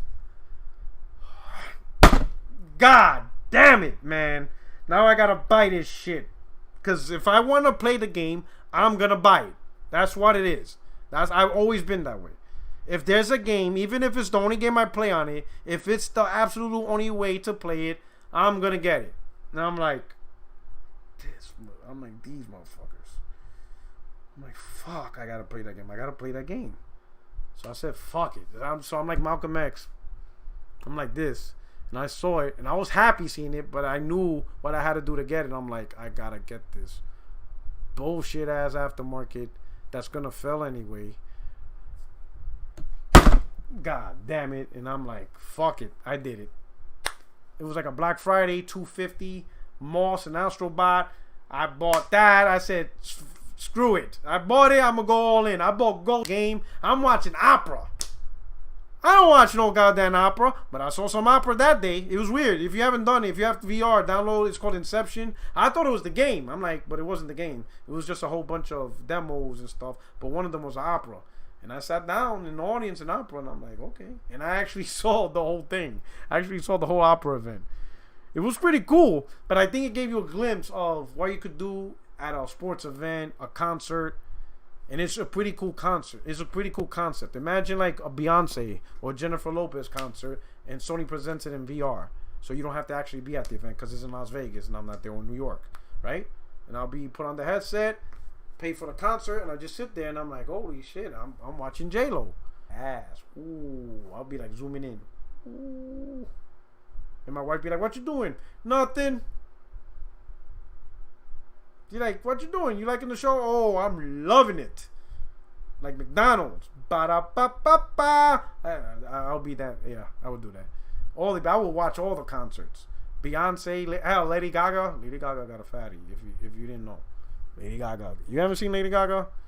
Yo, right now I'm watching American Horror Story, season 4. The hotel, Lady Gaga's in it. Them sex scenes with her. That white girl got, yo, she different. She built different. So I would be like that. And the best part is my wife won't even be able to see what I'm doing. I'll be like Zoom feature. Woo, yo. I don't even care about the songs. I'm like, yo, I don't even care. I'm gonna be like that. Woo. Woo, I will watch concerts and music I don't even like. Like Doja Cat. I don't even like her. Music sucks. Doja Cat music sucks. I'm not into it. But I will watch that concert though. Ooh. I'll watch every concert. All of it. Yo, PSVR will like increase concert sales by like 80%. And everybody be like, damn, like, yo, everybody's watching these concerts. Yo, what's up? Like, yo, everybody's making money off these concerts on PSVR. Like, yo. Right? I'm just saying. It is, you know. But it'd be pretty cool to watch, you know, boxing, you know, be at the Mandalay Bay without actually being there. It has potential. Watching that opera was really put me in the audience. It felt like I was there. You know, obviously the graphics and imaging not that good, but once you get the clarity, and if they could push 4K clarity, oh, it's a wrap. It's a wrap. What's up, my man, Martin Gaming, right? That's his name. He does that. It's a wrap. It's a whap. It's, you know, it's a wrap. Once you got that clarity image and the beautiful graphics, that's what's holding back. You know, there's a couple of things holding back, you know, but I think the setup, make the headset lighter, and make the graphics beautiful. It's a wrap. Everybody's gonna be down, right? And it'd be cool. Imagine going to the Super Bowl, and like you're in the stadium watching it. It's gonna be dope. I think it's a great product, right? And so I played it. I just loved it. I was like, yo, this is it. This is it. This is the product. This is the product. It's finally here. After generations and generations of products that just failed, PSVR is here to stay. It is a true experience that takes gaming far beyond than what the TV can do, right? They just need to, you know, and this is the first concept, right? Sony's going to get better, and I guarantee Sony's going to improve the graphics and the frame rates. And with PS5, they can do that. It's going to be awesome. It's going to be great. You know, them Doja Cat concerts going to be off the hook. Ooh, I'm gonna zoom in. I hope Sony does that. Zoom in. Like, they need a zoom in feature. You know, like a little wheel maybe, or maybe on your controller you press the D-pad up and they just like did the closer. I'm just gonna focus on the hip area, and then just follow it around and be like, yep. Shakira concerts. Ooh, ooh, ooh, ooh. I'm gonna be like that. And she's like, man, I didn't know you like Shakira's music. Oh, I love her music, babe. You watching this? Yeah, man, the dancing. Yep, the dancing. Exactly. Right. Dancing. You love this song? Yes. Love it. Probably don't even have the headset on. Like, the headsets are dangling. My wife's like, yeah, you like hearing the music? Oh, I love it. Yeah? You don't even have your earpiece on. Don't need it. I can feel the music coming through the lenses. Like, you know, I'm like, it's like a deaf person. You can feel the sound. You can feel the music. I can see it with my eyes. I'm like, I can feel the music. I have vision. I can see that musical notes flying in the air. I need no earbuds. I feel the music just coming through, penetrating my soul.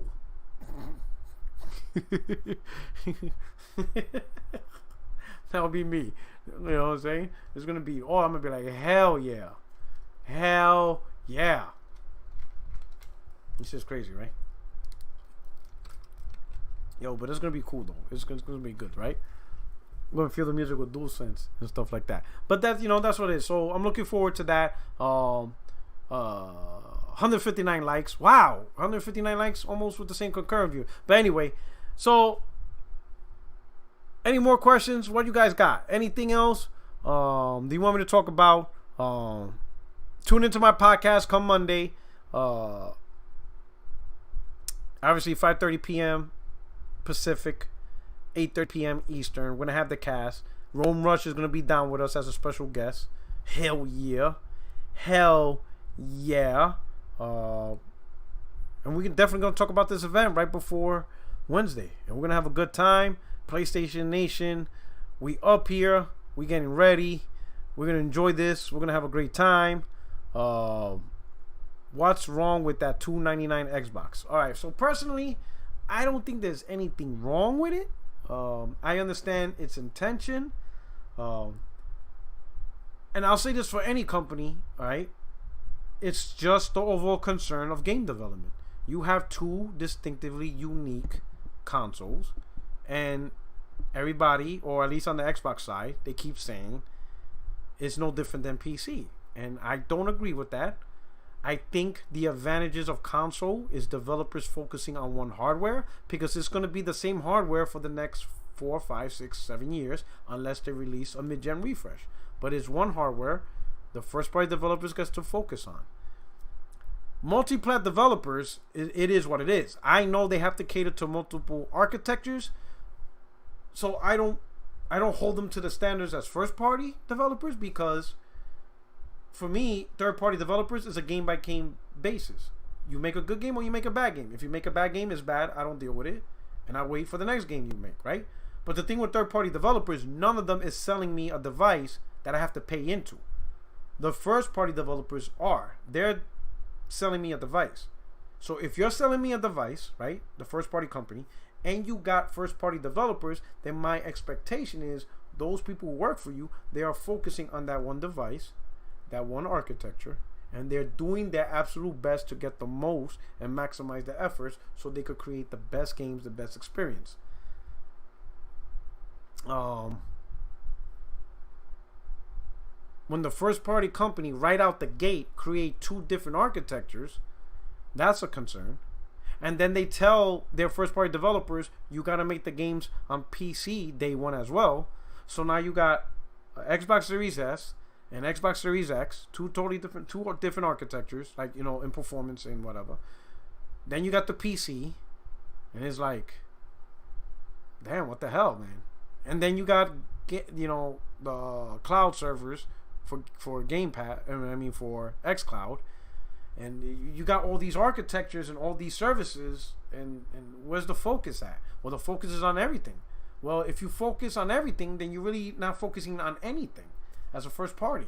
You're just making sure that every device has a general good experience, vice focusing on one device, creating the absolute best experience, right? So Microsoft, with their first party developers, they are going to create generally good experiences across all the different architectures, while Sony is creating the absolute best experience they can on this one architecture.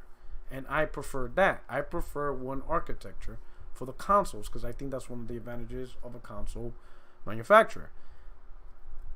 We'll never know, or I can say we never know. We have to wait to see how this pans out for Microsoft.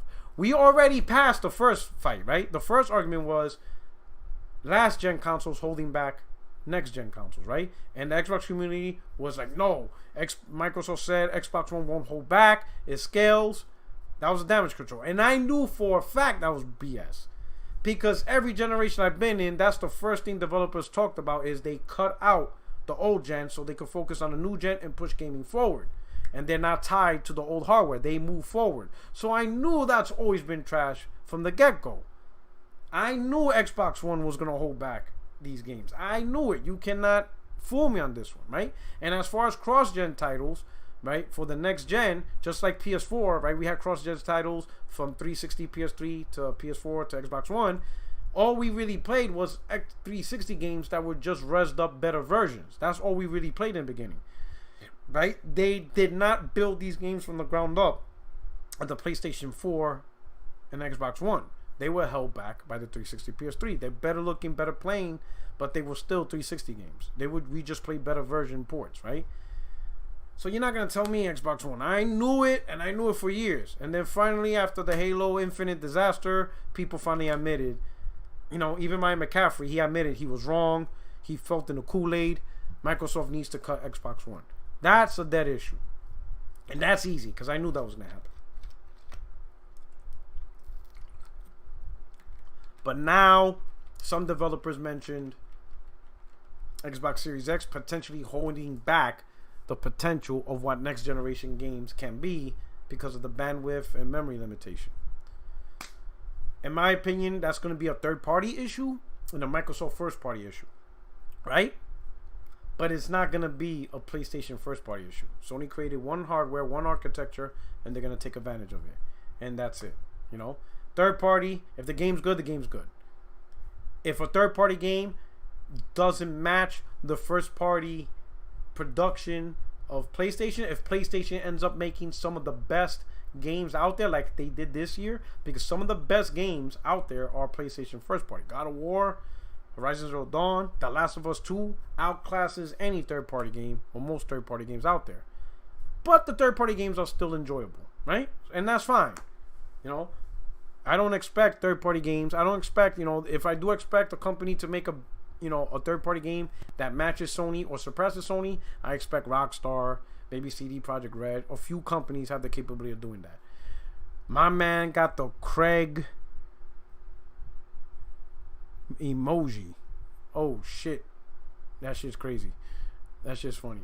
Joey Salas, EA Star Wars license expires in 2023. Do you think Disney renews, or will they make it like Marvel games and license Star Wars games individually? Good question. I think so far, EA has been pretty successful with their games, especially with the Battlefront transaction. Jedi Fallen Order did very well. I think they'll probably continue with EA, right? Or they might split it. It depends. It depends if there's anybody out there willing to do stuff. I could maybe see. I think EA overall has been doing a decent job, so I could see them still continuing with the EA, Or they might just farm it out and let EA do the multiplayer and see who has the ability out there to make a really good MMO or single player. Options is open. You know what I'm saying? I think with the Spider-Man deal, it was easy for Disney and Marvel Games to just pull it away from Activision, because Activision did not do any justice with the game. They did not try to make Spider-Man a blockbuster, unique title. They were lazy. They just made a game, a carbon copy of the movies, and tried to sell it off just on the name and the association with the movie. That's what they did.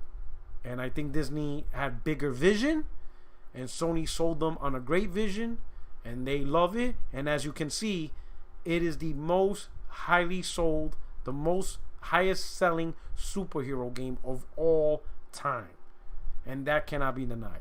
And Marvel Games loves it, right? Absolutely love it. If you look at it, Marvel Avengers just came out. A lot of people are enjoying it. I haven't played it yet, but I will. I'll probably wait till the PS5. But, because I have a lot of games right now, so I'm not going to jump on it right now. Could be a good game, could be a great game. I haven't played it. I'll let you guys make your opinion. But the one thing that is not an opinion, it's not as successful as Spider-Man. It didn't sell as much as Spider-Man. It did not hit the metrics. Not at all. And this game's available on PlayStation 4, the same fan base Spider-Man's at, Xbox One, and PC. 3 platforms. And it didn't do what Spider-Man did. Spider-Man trounced it in terms of sales. Right? And then, of course, notoriety, Metacritic, all that stuff, right? Still could be a good game, but as you can see, not all multi-plats are so exclusives. And Spider-Man, Sony made sure, and Insomniac, credit to all dudes Insomniac, they did a phenomenal job. They made such a quality Spider-Man. It is the best Spider-Man and one of the best superhero games out on the market, out in gaming. They did a phenomenal job. I'm telling you, the things Insomniac is doing, the Ratchet and Clank looks, Rift Apart looks fantastic. And the Miles Morales looks absolutely amazing. amazing. Like, Jesus Christ, what more can these guys do? Yo, I say it again. Insomniac is the equivalent of the New York Yankees when they picked up Derek Jeter as a rookie. Sony got the right studio purchase. Yo, it's crazy. They got the right studio. It was no different when the Yankees picked up Derek Jeter. They got their Hall of Famer in the making. This studio is nuts, man, with what they're doing. So quality. They're really out there. Woo! You know, I'm just so excited for Miles Morales. I don't give a damn what an Xbox tries to say. Oh, it's a Fire DLC. Shut up, because you out here capping for Grounded. Shut up. Shut up. I'm not trying to hear that. You guys capped for Bleeding Edge. You got shit taste. Your taste suck. Beats games in life. Yo, they the Derek Jeter, man. We picked up Derek Jeter. Yo, for real. That's my dude. Y'all see me with the jersey. I got my Derek Jeter jersey. But these dudes who care for Bleeding Edge and they wanna go at Miles Morales, shut your mouth. Like, why are you talking? Like, are you serious? You guys out here capping for Xbox being the CC pizzas, you know the buffet style trash with Game Pass. You're the CC pizzas of gaming. We the Roof Chris, top sirloin. Like, stop it. Stop. Stop. Getting generic ass cardboard tasting pizza, but apparently everybody wants to eat it because all you gotta do is pay $5 and it's all you can eat. Man, if you shut your CC ass up, you trying to do this CC pizza stuff. We Roof Chris. We Peter Luger. Where's the top sirloin? New York strip. Where's the bone-in ribeye? We want to eat. You know what I'm saying? We ain't trying to do CC pizza up in here. You, these Chuck E. Cheese gaming ass. What are we doing? Grounded Chuck E. Cheese. You don't chuck no goddamn Chuck E. Cheese. We grown. We Yo, where the goddamn T-bone? Like, what are you doing? Come on, dog. Got these buffet, fake ass buffets. Man, if you don't get your, I ain't gonna do it, right? My man said Jacob's the best. CC was the spot when I was a kid. Yo, the reason why I brought up CC's because there was my daughter. She got invited to when she was young. She was maybe like 12, 11. She got invited. We just moved to North Carolina. Moved back. I moved to North Carolina. She got invited from a classmate's birthday party, and it was at CC's. Like CC's Pizza. So you go in, we pay the thing, all you can eat, and they got the buffets, nothing but different pizzas. Man, that pizza sucks, dog. Yo, I was like, my God, man. They literally took cardboard and put sauce and cheese on it. Like, yo. Like, my God. He says I sound like a Puerto Rican familiar. Forget about it. Yo, I can't help it, man. Because I grew up in Brooklyn. So I had a lot of Italian friends. Because where I lived at was a Greenpoint area. So we had a lot of Puerto Rican, Polish, and Irish. Right? And then the Williamsburg area, the beginning part, was a very heavy Italian-centric neighborhood. But we all hung out. It was cool. It was cool. Obviously, everybody had their neighborhoods. But we would go to the parks. Or when we go to school, I would have my boys, they were Italian. They would act like John Gotti in the mafia, stuff like that. And they got me. And then I used to love the Italian mob movies. Forget about it. It's a Fugazi. Fugazi. It's a Fugazi. You ever seen Donnie Brasco? Watch Donnie Brasco. It's a Fugazi. My man, I love Al Pacino. Favorite actor. Al Pacino is my favorite actor of all time. The man is absolutely brilliant. He's a brilliant actor. The dude is just absolutely phenomenal. It's a Fugazi. Forget about it. Yo. Great movies. But, it was just great growing up in New York at that time. What if DC let Sony handle Superman? I don't think DC is gonna let any first party handle it because they got their own gaming studios. If DC got rid of their gaming studios, but obviously retain the rights to their games, to the properties, which they would because it's owned by Warner, then I could see them farm out just like Marvel. But they decided to keep their gaming studios, so I think they're gonna give it another shot. Superman, hard character because he's so OP, but it is possible to make a game because when you look at movies, TV shows, look at Smallville, there's ways to hurt Superman and make him vulnerable, right? You just can't make the game where you're primarily in a city fighting people who rob banks with machine guns. Like that's just pretty stupid. You know, you have to make the game more impactful, right? You have to have Superman fight constant villains with superpowers because we know Superman's weakness. He has two weaknesses generally. Kryptonite, we all know that. Who can guess the second weakness? He has a second weakness. Who has the second weakness? Anybody could guess? He has one more major weakness. Messes him up all the time. Not Lois Lane. That Punani, right? Magic. Good job, Omar. Magic. Magic slaps him up every time. You know, if Harry Potter came into Red Son can strip his powers, so yeah. But Magic, big one. You know, Harry Potter comes in, he's like, Vamooch. You know, Hermione comes out, bah, knock him on his ass. You know, Superman be like, who the hell, Hermione? Who is? Bow! Like, boom. That little wand, bow. Knock him on his ass. Easy. Like, he can't stop it. That's why it would be interesting to see a fight between Thor and Superman, right? Because Thor is magic based.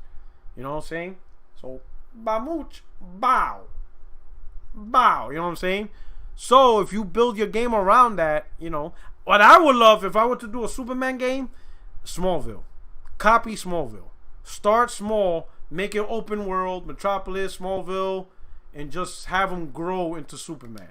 Have them develop powers, so now you're developing your powers in stages. You ain't got all your powers in the beginning. You have to develop your powers. Hold on a minute. My wife is texting me real quick.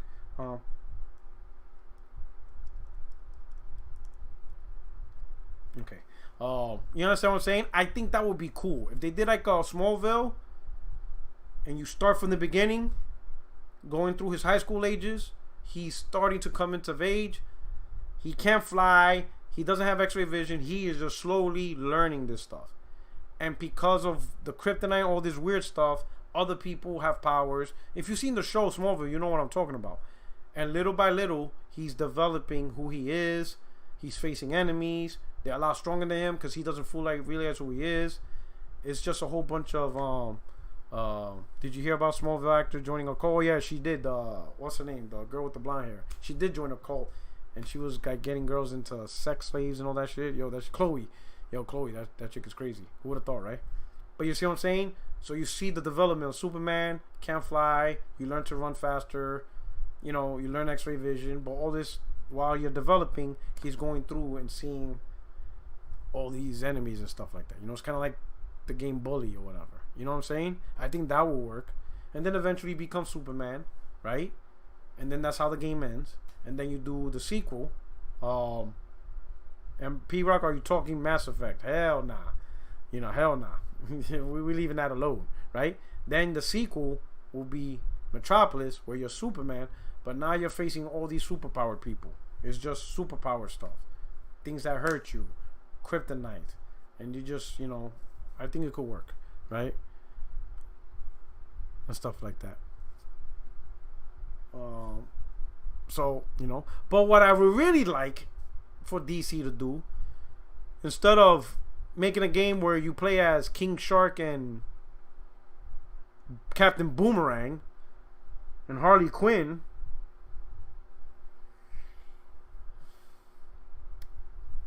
heck, I can't make this up, man. Like, whose man's is this? Like, why are we focusing on Suicide Squad so much? Why? I want to play as Harley Quinn. She has a stupid mallet.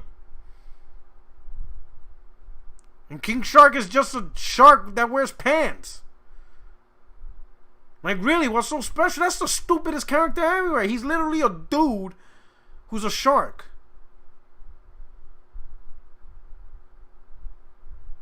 You got a guy who throws boomerangs. So stupid. He throws boomerangs.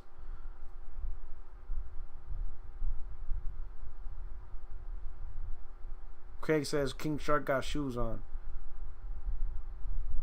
But girls, I'm pretty sure you can choose her or Wonder Woman. You telling me we got a game with Harley Quinn before Wonder Woman? Wonder Woman.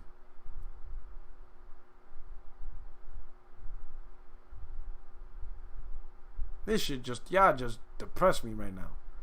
It just reminded me, like, Captain Boomerang. So you're telling me I'm going to play, because I'll try the game out, right? Well, for what? I mean, what else? But you're telling me I will be controlling Captain Boomerang before I control the Flash or Green Lantern. I don't get to play as those guys. I'm playing as Captain freaking Boomerang. This is what gaming has come to. Whose man's is this? Like, who decided that in Rocksteady? Like, if I was in Rocksteady and somebody pitched that and they have, like, you know, the concept art, and I'm like, who are those guys? Suicide Squad. Oh, yeah, cool. Why are you presenting this concept art as if those are the main guys? And they'll be like, yeah, well, because it is the main guys. This game is going to be about Suicide Squad. And I'm going to be like, and what are we doing with Suicide Squad? We're going to kill the Justice League.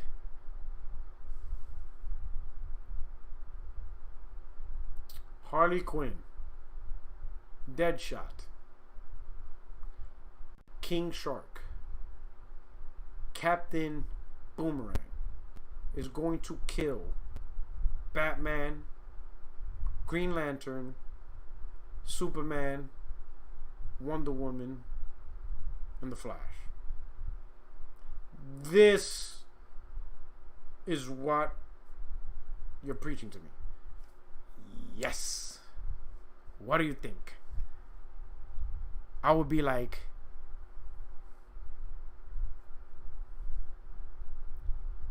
whose man's is this? Who hired him? Who? You? You hired him? You're fired. He gets to stay, but I'm firing you. You, Peck. You, the guy who serves the coffee and donuts. Yeah, you. Yes. Put the coffee down. No, I know you're not done serving coffee, but put it down. I want you to do something. Why? Punch him in the fucking face. Punch him in the face. For hiring this dude, punch him in the face now. Punch him in the face. I was really ever seen Tropic Thunder? You punch him in the face right now. You get to stay, but you hired him, so you're fired. But no, you're not fired yet. Punch him in the face. Pow. Good. Now you're fired. Pack your shit. Like, whose man's is this? Who made this decision? Yo, I can't. I can't play as Green Lantern. I can't play as the Flash. I can't play as Wonder Woman. Yo. Like, can't play as Aquaman. Yo, Aquaman. Oh, totally different universe. You could be underwater, dog. You're being sitting in Atlantis. You're like underwater. You got like these weird fishes and these octopuses that like are 500 feet big and shit. Like, yo, imagine all the crazy shit in the Aquaman game, dog. Imagine how beautiful underwater. Like, actually playing the game underwater, right? No more land, because, you know, landscapes and foliage. No, you underwater, you swim in. Yo, the colors.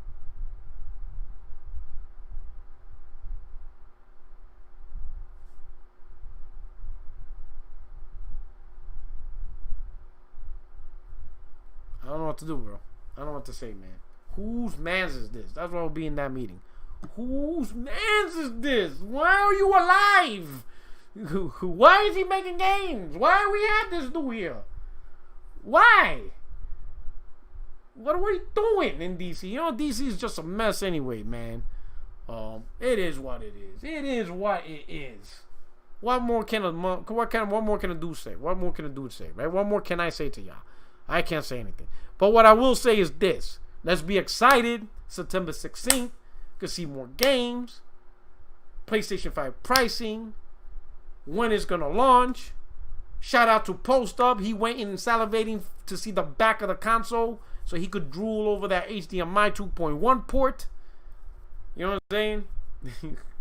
And we're going to be good, right? But I'm going to let you go because it's time for me to grill my steak and eat some food, play some games, and just enjoy the remainder of my Saturday and Sunday. I wish you all the best. Enjoy your weekend. You know what I'm saying? I wish you all the best. Stay safe. If you're going out, wear your mask. COVID is real from personal experience, right? It's not a funny thing. You know, I want you all to be safe. Come back Monday, all right? 5:30 p.m. Pacific, 8:30 p.m. Eastern. We're going to have the crew, Rome Rush, my boy. He's going to be up here as a special guest. We're going to do our thing, all right? And we're going to have a good time. You guys stay blessed. Remember, of course, I'm Porter Rock 77. Your only friend these YouTube streets. Thanks for rocking out and enjoying the content. Peace.